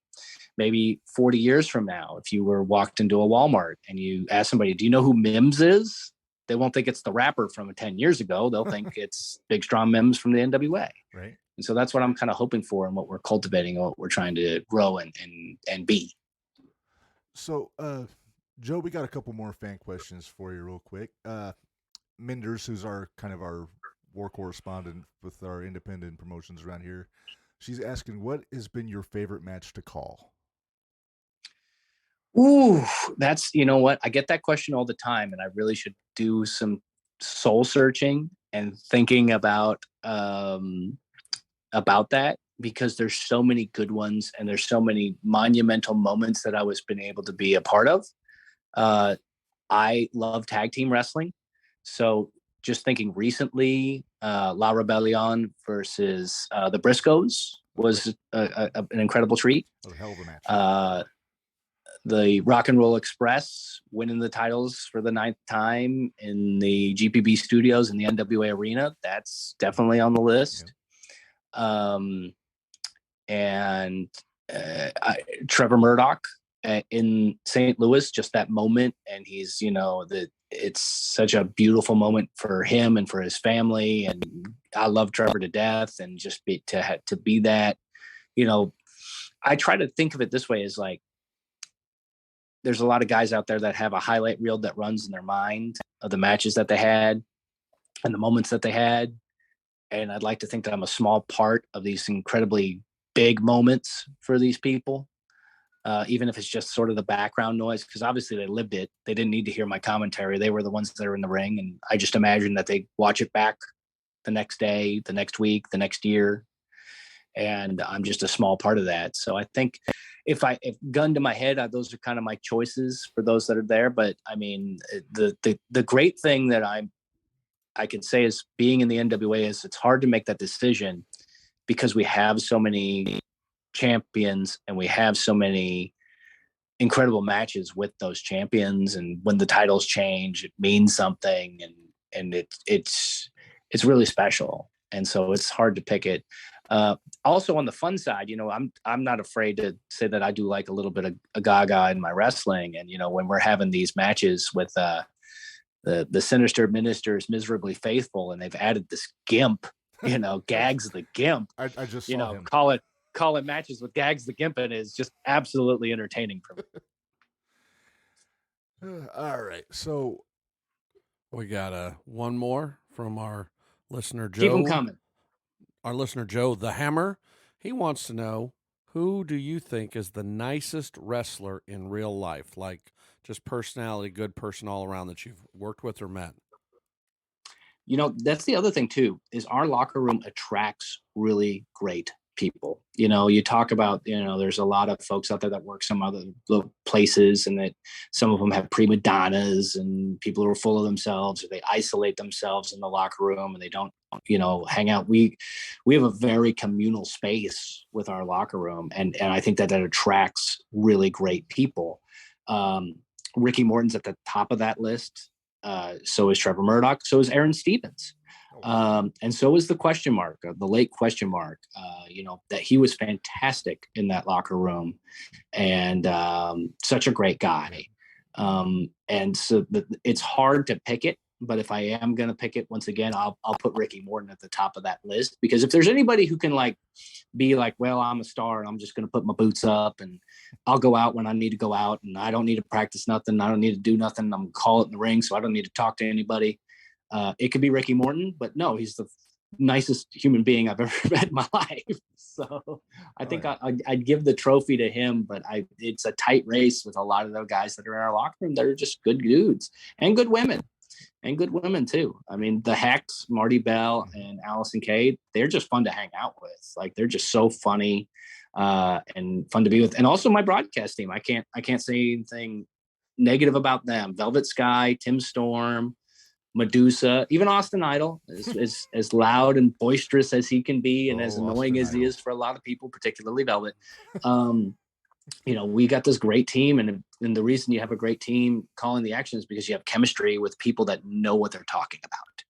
And that's what really sells it for us. It's like, I'm surrounded by, former world champions who love and live and eat and breathe professional wrestling. And it elevates our broadcast to a whole nother level that you don't see in some other places when they're calling wrestling. Yeah, I think if I was to make I've met Ricky Morton several times, and I'm with you. He's a prince of a guy. But I think I'd have to say, probably for me, the nicest guy I've met in wrestling has probably got to be Ricky Steamboat, because he's always got a smile on his face. He goes out of his way to just be nice to you. You know what I mean? From the 2 times I've met him, I've heard the same thing. I've not had the pleasure of meeting him yet, but I have heard the same thing.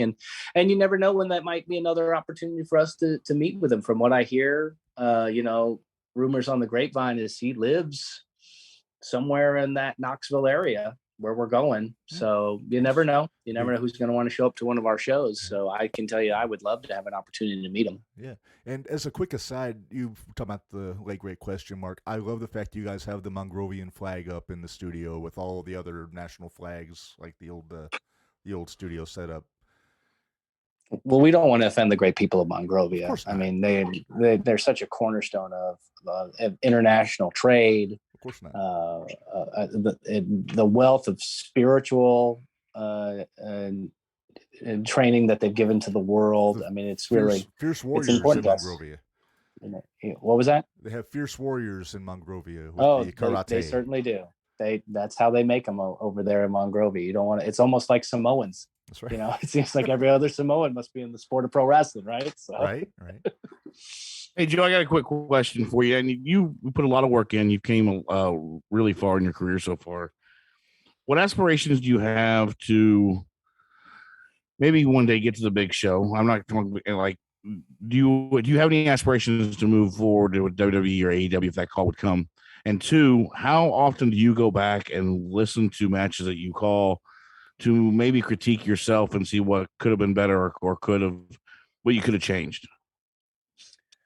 So first question, there was probably a point in my life where I thought it would be really cool to work for NXT, and that point is gone. I don't really like the direction of that product. And, working with so many people that have been through that system and have told me the nightmares of working with that system, it makes it less appealing every day. But, and I don't see that changing anytime soon. I'm very happy where I am. And like I said, we're making money, and it's so I don't need to go into, like Jim Cornette likes to say, the evil empire. And if I never do that, I think I'd still have a very happy career in the sport of professional wrestling. There's so many wrestlers out there that never made it their shot in WWE, but we're very satisfied with the careers that they have. And I could totally see myself being one of them. And so I think there's that. And as far as reviewing tape, initially that was one of the hardest things for me to do. Even way back in the day when I was, breaking into the business, and to rewatch matches, like it was like everything that, even if it was something that was fine, like I'm my worst critic. But you break yourself of that because you have to. If you want to be successful in this business, you have to break yourself of that habit. And so you just have to grit your teeth and start doing it. And then it becomes not so bad. It's sort of like, it's like nobody wants to jump into a cold pool the first thing in the morning. But if you do it enough times and you force yourself to do it, you get to a point where you almost look forward to doing it because of the challenge and the reward that you get out of it because you did it. And so like, it's that being able to do that. Like I noticed, here's an example, starting out in the business, and then I started to review tapes. I was using the word exciting way too much. There are so many other words to explain excitement, and you don't have to use exciting. And so like, I was like, wow, I say that a lot. And so I had to just, and I don't know if anyone else would have noticed, but I noticed. And so it allowed me to kind of, venture out and try more colorful vocabulary to describe professional wrestling. And I know that there's some terms that I'll kind of fall back on, and everyone does it in language. If you just kind of study the art of language and where people go, there's a lot of folks out there that go, or huh, and make these little noises as they continue to talk. And, if you're in broadcast, you need to break yourself of those habits because you can grind people the wrong way. And so the only way to do that though, is by watching the tape. And, but what's great is when I get to watch the tape, I get to rewatch these great matches, which, the way that we do things in the NWA and how we tape multiple episodes at a time when it comes to NWA Power and NWA USA, I don't really get to enjoy it because we're just slamming and we're going hour after hour after hour after hour, match after match after match. And then, I'll get in the back after a whole set of tapings, and one of the guys who was in match 3, he'll come up and be like, hey man, what'd you think of my match? I'll be like, I have no freaking clue, dude. Couldn't tell you. Right. I always tell him this, if you did something that was really bad, I would remember that. But since I don't remember everything, that must mean it was good. So, nice. But then when you rewatch everything, like you get to critique yourself and you get to get better. And that goes for almost anything out there. I think that'd be a piece of advice that I'd give to anybody out there. If you had to do any sort of public speaking, whether it's your job, you're trying to sell vacuum cleaners or be a TikTok star or a YouTuber or a gamer or whatever, you got to watch your stuff and you got to critique your stuff. And even if you hate it, just push yourself through and you'll learn a lot from yourself and you'll be able to grow. Yeah, I can tell you I do that. I listen to episodes of this just because we've been doing this for about 8 months and I'm still learning. So it's been going a long way to help me out. I like to think I'm getting better at this. But, it's like you said, and as a musician, I'm the same way. I force myself to watch like performances on video or whatever. So I completely get what you're saying there. Joe, I can't thank you enough for coming on, man. You've been awesome. Thanks again. And just to get a quick plug in, Always Ready is on June 11th. And like you said, there's nothing announced. I got to assume, is there any way we can get a Cardona Aldis rematch out of this? I think the likelihood of that is very high. I feel like Nick Aldis, so much of his career and his identity for a man who was, champion for more than 3 years, I think just him being that 10 pounds lighter really bugs him. And especially the way that Cardona carries it and the disrespect that he gives to this brand, which, like him or not, I mean, Nick Aldis has been the face of the National Wrestling Alliance almost the entire Lightning One era, the entire time that Billy Corgan has owned it. So he takes it very, very, very, very, very personally. And so I think that these two will likely clash, and it will likely be soon. And the soonest time for them to do that would be in Knoxville. So I think that that's a likely scenario for that to happen. A card's always subject to change. Right. So we got to see how things are going. And then you also have to keep in mind, there's a lot of what we do in the NWA, a lot of it is grounded in reality. And so when we say that this is Always Ready and this is Matt Cardona's pay-per-view, it's Matt Cardona's pay-per-view. Like, he is taking the reins, good or bad. This is going to be his show. So he gets a lot of control with that. So does Matt Cardona want to face Nick Aldis on what he's billing as his show? I think that there's going to be resistance to that on his part. I think he's ducking Nick Aldis. So it's going to be interesting to see what sort of decisions and obstacles he'll put in front of Aldis or anybody else who tries to take the 10 pounds of gold from him. So it's we're put in this really interesting position where I think, like, if you look back at NWA Empower, and Mickie James was the executive producer for that, and boy, oh boy, that was her show. Now, granted, she didn't make it all about herself. No. But Matt Cardona, he's a whole different type of cat. And so it's going to be interesting, and it's going to be very, very, it'll be interesting just to see how it all plays out. And I'm really looking forward to just seeing how it goes. Oh yeah, we'll be watching for sure when that comes around. NWA Power on Fight TV and also on YouTube. I believe it's the next day, right? When it comes. We do. If you want to watch Power, it'll air on Fridays, Friday evening, and NWA USA airs simultaneously at noon Eastern on Fight and on our YouTube channel. But the best thing you could do, if you listeners are out there and you want to catch all of the NWA content and have everything that you want for an entire year, we have a great relationship with Fight TV, and they have an all access pass. So for $49.99, you can get yourself an entire year of programming, first runs on everything, some exclusive content, and of course, all of our pay-per-views. So it really is the best deal in the sport right now. So I can't stress that enough. And also, one of the things that I got to say we're really making money with is our merchandise. We got some really cool designs out there for our shirts, our posters, stickers, all kinds of cool stuff that good old Danny Deals is cranking out. So if you want to head to nationalwrestlingalliance.com/shop, you'll see all kinds of really cool stuff that we have to offer. And you could be the coolest one of the party walking in with that vintage NWA shirt.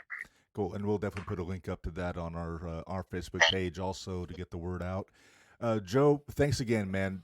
We're not gonna keep you any longer. We'll let you get back to handling whatever it is you have to handle. But hopefully we'll do this again soon, and hopefully the NWA will be back in maybe the Central Midwest area. I would love it, and you know who else would love it is Billy Corgan. He's a Chicago guy. He's a Cub fan. I'm sure he wants to sleep in his own bed. Oh, I'm sure. All right, Joe, thanks a lot, man. Have a good night. You too. Thanks, guys. Thanks, Joe. Bye. All righty. Nice interview, man. I feel so bad. I was so late. Oh, my God. I'm so sorry. I just got wrapped up, and I was on the phone. We had a minor injury with one of our Joe, wrestlers. Joe, we're still live, buddy. Oh, we are? Yeah. My God. It's a live show. It's all right. Oh my God. Anyways, what are you talking about? Nobody heard a word. What was that? Late. I wasn't late for nothing. Garth Brooks. I'm late for a cold beer right now. I don't know what y'all talking about. Well, I'll tell you what. Since you're still with us, and this was the next segment of the show, why don't we together? Yesterday was The Rock's birthday, and we here at Jumping the Rail are big fans of tequila. And now that he has his own brand, we have pretty much self-sponsored ourselves by buying Terramana for each episode. So during the episode, when we realized we didn't have any, I sent a bunch of text messages, and alas, a fresh bottle of tequila showed up named Terramana. So everybody listen, grab your drink. You got one? Cheers to The Rock. Happy 50th birthday. Got one. Here's to Joe. Cheers to Joe. Salute. The best part of this is I have these shot glasses, one from Hooters and one from St. Augustine. And the Hooters one is just typical, and you kind of guess what's on it, pair of, Hooters in a little orange top, because that's Hooters. Well, the St. Augustine one, a friend of mine brought me back one year. She said, I saw this and I thought of you. And it says St. Augustine, and it had a nice blue swimsuit top on the ladies, the girls. Well, now I'm the proud owner of a shot glass that is topless.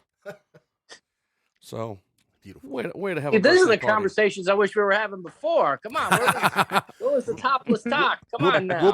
We'll do this again, Talk Joe. business and what's Billy Corgan like? There you yeah. About some Hooters. Tell you what, Yeah. Hey, Joe, feel free to go back, listen to some other episodes, and you'll understand that, we sometimes do, as Mark has said now, he's kind of coined the phrase, we do jump off the rail sometimes, a long ways off the rail. But, Joe, we will have you back, and we will talk more Hooters and tequila and whatnot.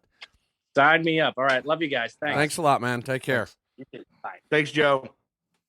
All right, Mo Money.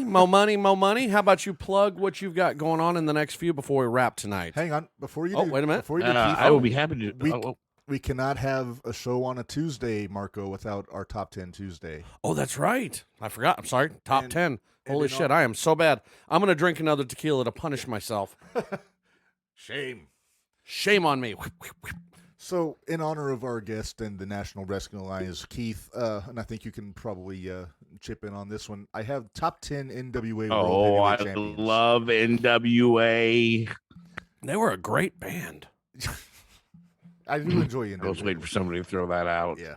If Narge was here, Thanks, he would Marco. Appreciate it. done it. Narge was probably going to wear an NWA shirt, and it wouldn't have been a wrestling one. Right. But so Correct. this is going to cover current TNA era and also, of course, the classic NWA from our youth and before. The whole TNA thing, every time he says tits and ass, I love it. All right. So I wanted to ask him about Velvet Sky and what's it like sitting next to her every day. Oh, letting the pigeons loose, as they say. We can say that now that she's not with Bully, so we don't have to worry about him beating us up. Anyway, all right, top 10. Here we go.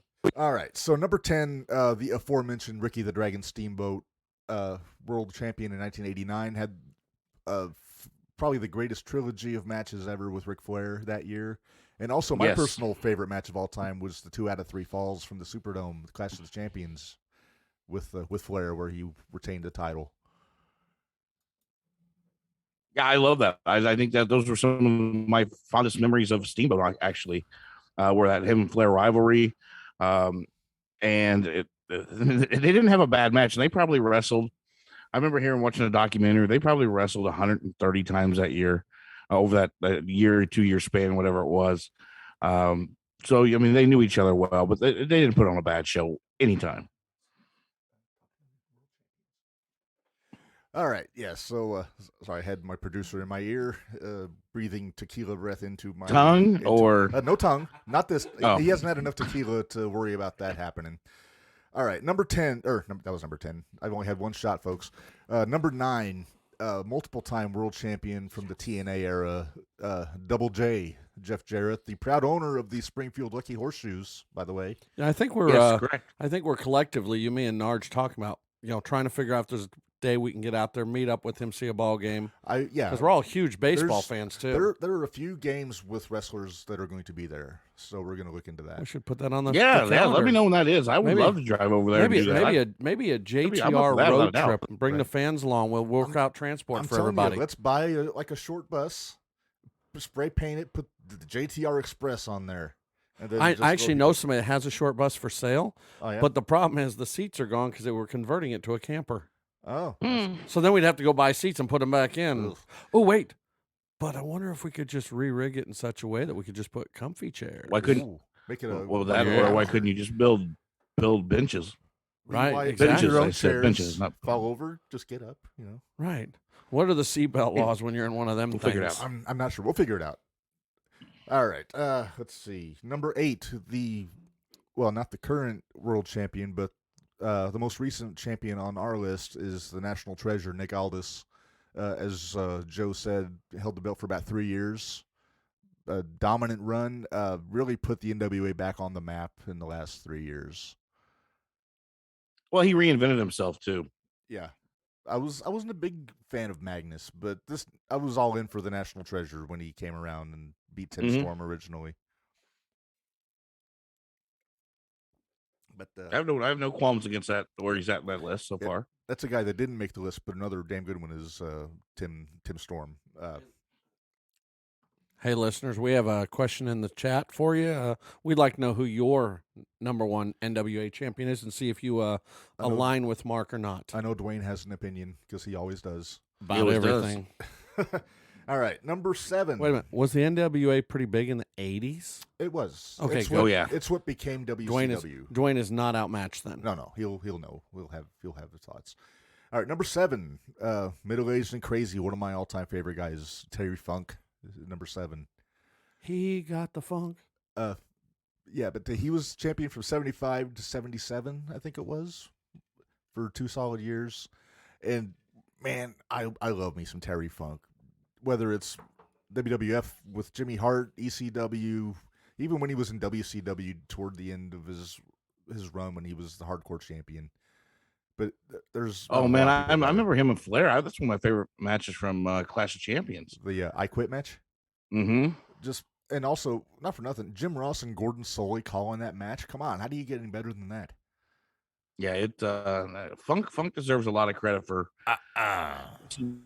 W. He deserves a lot of credit for getting a lot of guys over who shouldn't be over. A young Eddie Guerrero.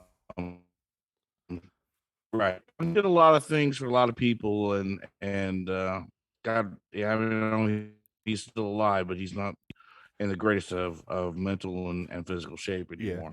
Yeah. But I wore my Funk You t-shirt to the Squared Circle Expo, and Ted DiBiase noticed it and mentioned that he is his best friend in the world, which says a lot. But number 6. Speaking of, sometime when we get together, I want to talk to you about that. About what? The Squared Circle Expo? Yes. Oh, we'll discuss that. Sure thing. I've got to talk to you since then. So. Oh yeah. We will definitely discuss because it was one of the best weekends I've had in a long time.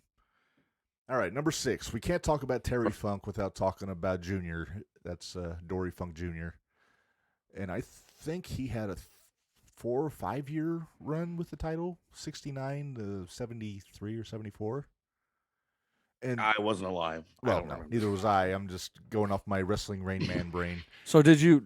So those years were obviously, you were kind of like diaper duty at the time, like you were doing duty in diapers. I wasn't even an idea yet. You weren't even an idea yet. See, I mean, so did you like? I wasn't even an idea either. I was negative 12 years old when Dory Have you Funk. gone back and watched matches from those eras? I have. Is that okay? Cool. Oh yeah, cool. they have this stuff on YouTube. Oh, I know they do. And, I just wasn't sure if if it's something you went back to look at. I've gone back, and Dory, Terry was more exciting to me as a wrestler, but Dory, he had the longer run with the title, and he had every time he would go out. This is common for the NWA champion. They'd go out and wrestle an hour every night, which is unheard of nowadays.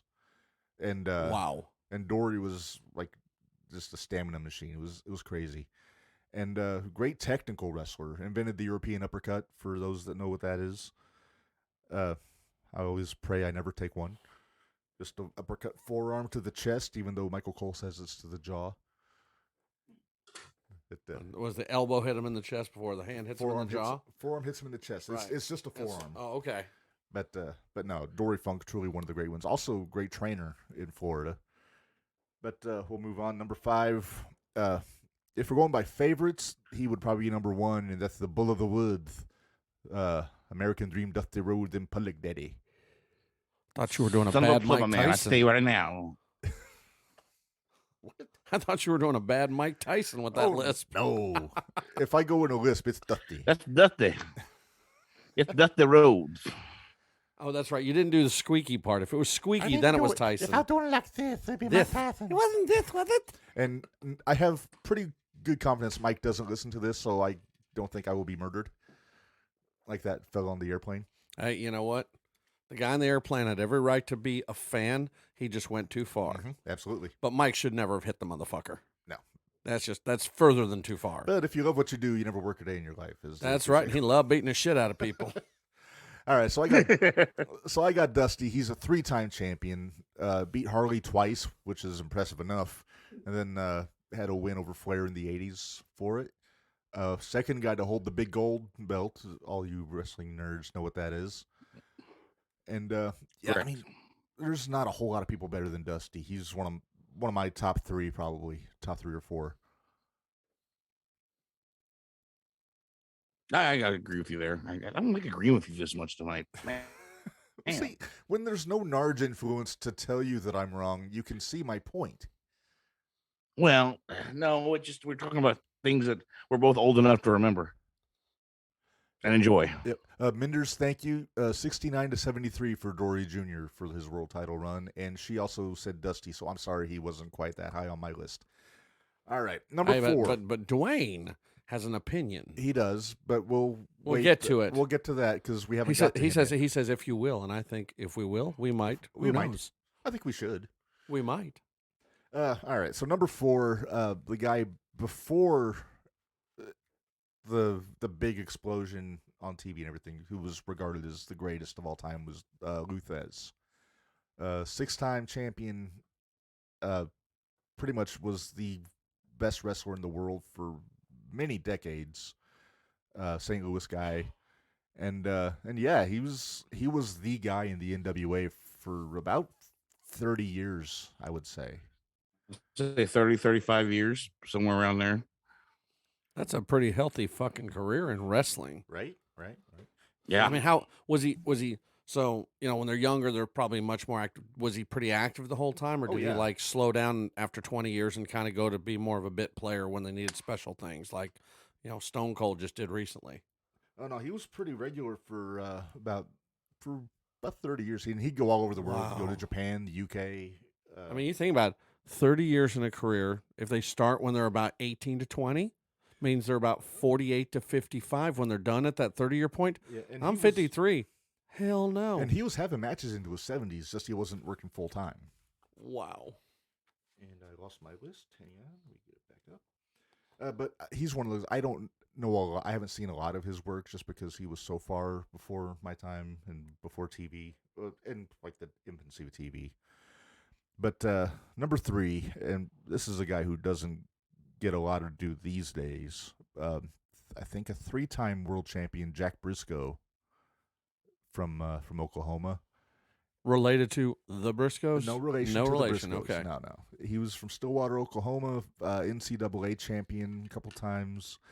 Probably would have been an Olympic gold medalist if he didn't have to go pro, which was because he needed the money from as what the story goes.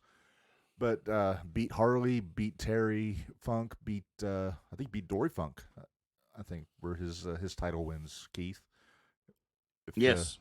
Yep. And then kind of ran the business in Georgia for a few years after his active run. Him and his brother Jerry from the Briscoe Brothers Body Shop. It's worth the drive. Which I still want to find that T-shirt. It's still open. I still want to find that old T-shirt, but I can't find it anywhere. Huh. That's what I've been looking for here lately is, not to get off subject, I'm jumping the rail. Is old iconic shirts like that. I mean, some of those are hard to find. Yeah, the T-shirt. I'm a huge T-shirt nerd. Narge is too, but I'm always on eBay looking for the old stuff. I'm trying to find the old Don Morocco beach bum shirt from the '80s, but I've had no luck. That'd be awesome. No, right? That and I talk shit about Hulk Hogan, but I do want to find that American-made white T-shirt that he used to wear in the '80s. That's the one I've been looking for lately. Because that'd be eBay. That's one I want to find for 4th of July. Yeah, but they have some out there, but they're not the nostalgic ones. Like I want one of the the authentic. Yeah. I just don't want to. I don't want one that just says American made on it. That's not fun. My favorite old T-shirt that I have is the old Dusty Sucks Eggs shirt from Terry Funk. But I've been looking for Dusty shirts too. Oh yeah, they've got some cool ones. New Dusty shirt. Actually, I have an America's Team shirt at home, Dusty and Magnum, that I think I may have outgrown. So that's impetus to lose some weight. But speaking of the Dusty Sucks Eggs, I'm thinking about doing a Hogan Sucks Eggs shirt for ProWrestlingTees.com if I can get the okay from the Nargemeister. I'm sure he was probably going to have an opinion. That's just a terrible idea. I think it's a fun idea, but I don't know if it'll sell. But I digress. We're up to number 2. We're blowing through this list, Keith. Number 2, I think, is kind of a no-brainer. 1 and 2 are easy to me. But number 2 from St. Louis, I got Handsome Harley Race, the former 8-time World Heavyweight Champion. Probably the toughest man to ever hold a belt. Keith, would you agree with that? Oh, I do agree with that, hands down. The guy I wouldn't want to walk in the back alley with. No. Greatest wrestler him on or me. Haku or whatever you want to call his name. Either Haku, Harley. Those two guys are not guys I want to meet in a dark alley. No. They were because Harley and Haku probably would just both beat your ass. Right. It was cool to see them wrestle at the Royal Rumble that one year for the Undisputed Kingship, but I wish that would have happened 10 years earlier. Right. But no, yeah, and you know, I never Harley and then WWF at the time just never to me fit. No. To me, he was an NWA guy. He was a WCW guy. He seemed out of place in WWF. Yeah, he was just there, I think. It's kind of the way they did with Ron Garvin later on when he showed up.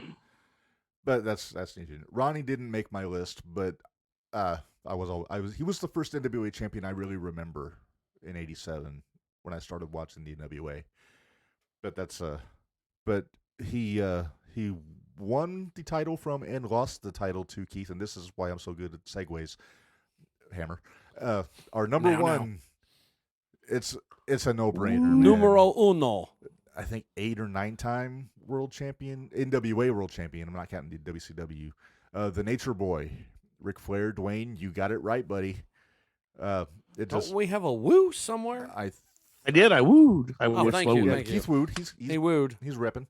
But yeah, I mean, come on. It's Flair. He was the NWA from about 82 to 91. Dwayne Carter tonight. Till they became all right. Till they switched to WCW. Right. Then there was Flair. Flair held the NWA title, and that's Flair for the gold and the big all that gold and all that. He was the first guy to hold the big gold belt that everybody loves so much.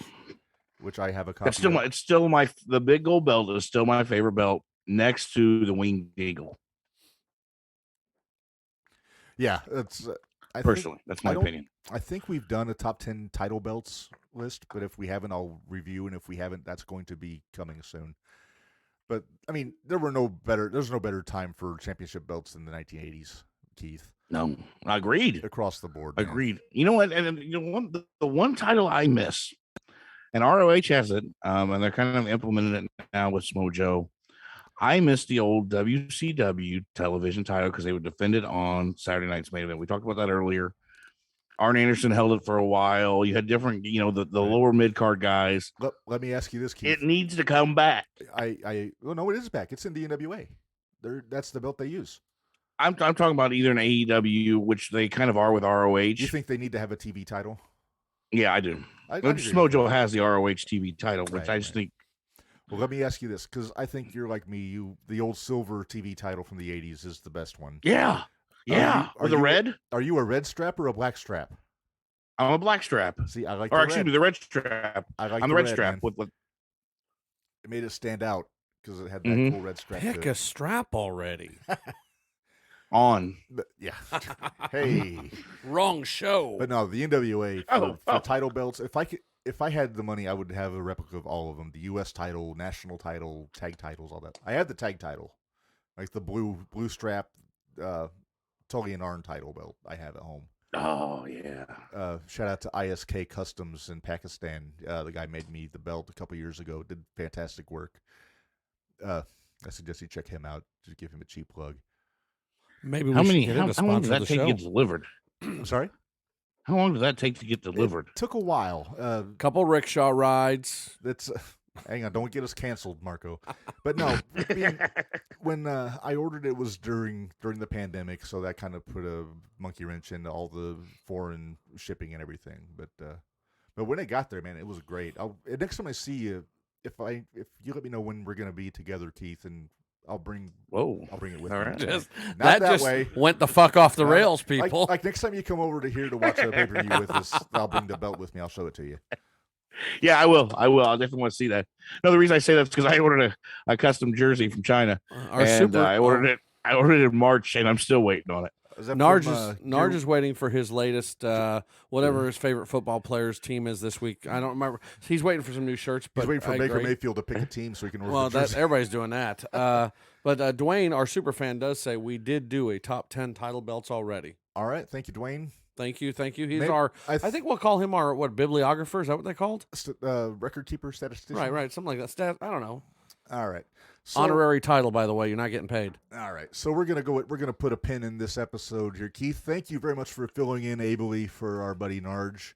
Well, I appreciate you guys having me. And it's time for Keith to plug his next 2 to 3 weeks of shit or whatever he thinks is important, right? Yeah. Well, we got some big news came out. We just announced last Friday for Clubhouse Lounge Radio at chlradio.com that we are now the official home and the exclusive home of Tolono Unity football come the fall. So we're excited about that. Well done, sir. We've got some, thank you. And pretty excited for that to get going. And it's a high school and a program that hasn't had any sort of broadcast on a regular basis for many, many years. And so I'm glad to bring that to them. Well, especially a winning program they're traditionally like that. I won't say a title team, but they're always in the mix. Right. I mean, and it's amazing to me that they've never had anybody broadcast them. As an alumni of Oakwood High School, I always have held a grudge against Unity because they would beat the crap out of Oakwood football and basketball regularly for as long as I can remember. You were a Comet? I was a Comet, yeah. He was, yeah. As an alumni of the Centennial Chargers, I don't really care because we never, ever, not in football, never. Unity and Oakwood were in the Illini Central Conference when I was in high school. Right. With Georgetown Ridge Farm, Dwayne. Georgetown, Dwayne. Dwayne. Yeah, but that is awesome news, though. Yeah, so that's big news. We also got some Dinger Bat full count baseball sessions coming back. We've got some more guests coming us way. We just had Spencer Patton, Texas Rangers reliever, join us there too. Did you just say Texas Rangers? Yes, I did, sir. Fuck yeah. So I know it's the only thing that matters to me anymore in baseball is the Rangers. So and Shohei. Keith, when am I coming on the Full Count podcast? Yeah, we should do that. You can come out anytime. We've got I've got a couple weeks here done, but you can come on. We'll record and we'll talk baseball anytime you want. I love doing it. I love talking baseball. We'll come in here to the studio. We'll join your studio from here and let's have a blast. I'm gonna sound like Dwayne, but if we can talk about the 80s and 90s, then we can talk about 80s and 90s baseball anytime you want. I love the Royals one. I will even talk about the 80s and 90s. How about that? What's that? And I'm a diehard Cub fan. Right on. So I got a lot coming on, a lot more things in the works for Clubhouse Lounge Radio, and excited about how fast it's growing and where it's going. So we got good things coming. Awesome. Thanks, guys. Looking forward to seeing what happened, Keith. We will talk to you next week or next episode for Barry Horowitz, right? You're going to be joining us? That's dang right. And I'll be patting myself on the back the entire way. Don't forget your suspenders, buddy. I won't. I have to have them to keep my pants up. That's right. All right, Keith, we're going to let you go, man. Thanks a lot for all your help. All right. Have a great night, guys. Yeah. Thanks, Keith. Take care. Bye-bye. And to get our plugs in, Marco, you can find us on Facebook, Jumping the Rail, twitter.com @JTRPod. If you want to follow us there, we always have some things in the works on there. And as of the last couple of weeks, ProWrestlingTees.com/JTRPod. We got 6 cool designs up right now. Hopefully we'll have more coming soon. We got a couple special ideas. We have to discuss them in-house, but if they sound good, then they'll be put on the line. Right on. But we got the regular logo shirt, couple cool, like a couple variants on another one. I think the logo with the skull with the headphones is beast. Oh, yeah. That one, best one so far. That one just came available last week. Narge got that for Kyler, and it just got delivered yesterday. Looks great. Yeah, it does. We saw pictures today of the final product. Right. PWTs does awesome work, man. So definitely go check them out. You can get all your JTR gear, plus any of your favorite indie stars, AW guys, New Japan. But you must buy a JTR shirt before you buy someone else's. We're hoping to turn this into a self-supporting podcast because we, to be quite honest, have been dumping our cash into this. We'd love it if, 2 shirts a month would pay the whole thing for what we're doing right now. Right. But, so coming up, our next episode, we will have the great Mr. Technical Barry Horowitz joining us with Keith Gibson. Then 2 weeks after that, we got the 0-1 USA Heavyweight Champion, as of now, Camaro Jackson, and we'll have Minders in studio. Minders with in us. studio that day, right? Yeah. Yep. And then we're working on some other guests down the road. But until 2 weeks for Marco, shout out to Narge at home. We missed you, buddy. We'll have you back in 2 weeks. This is Redmond, and we will see you later. And support pro wrestling because it is the greatest show on earth.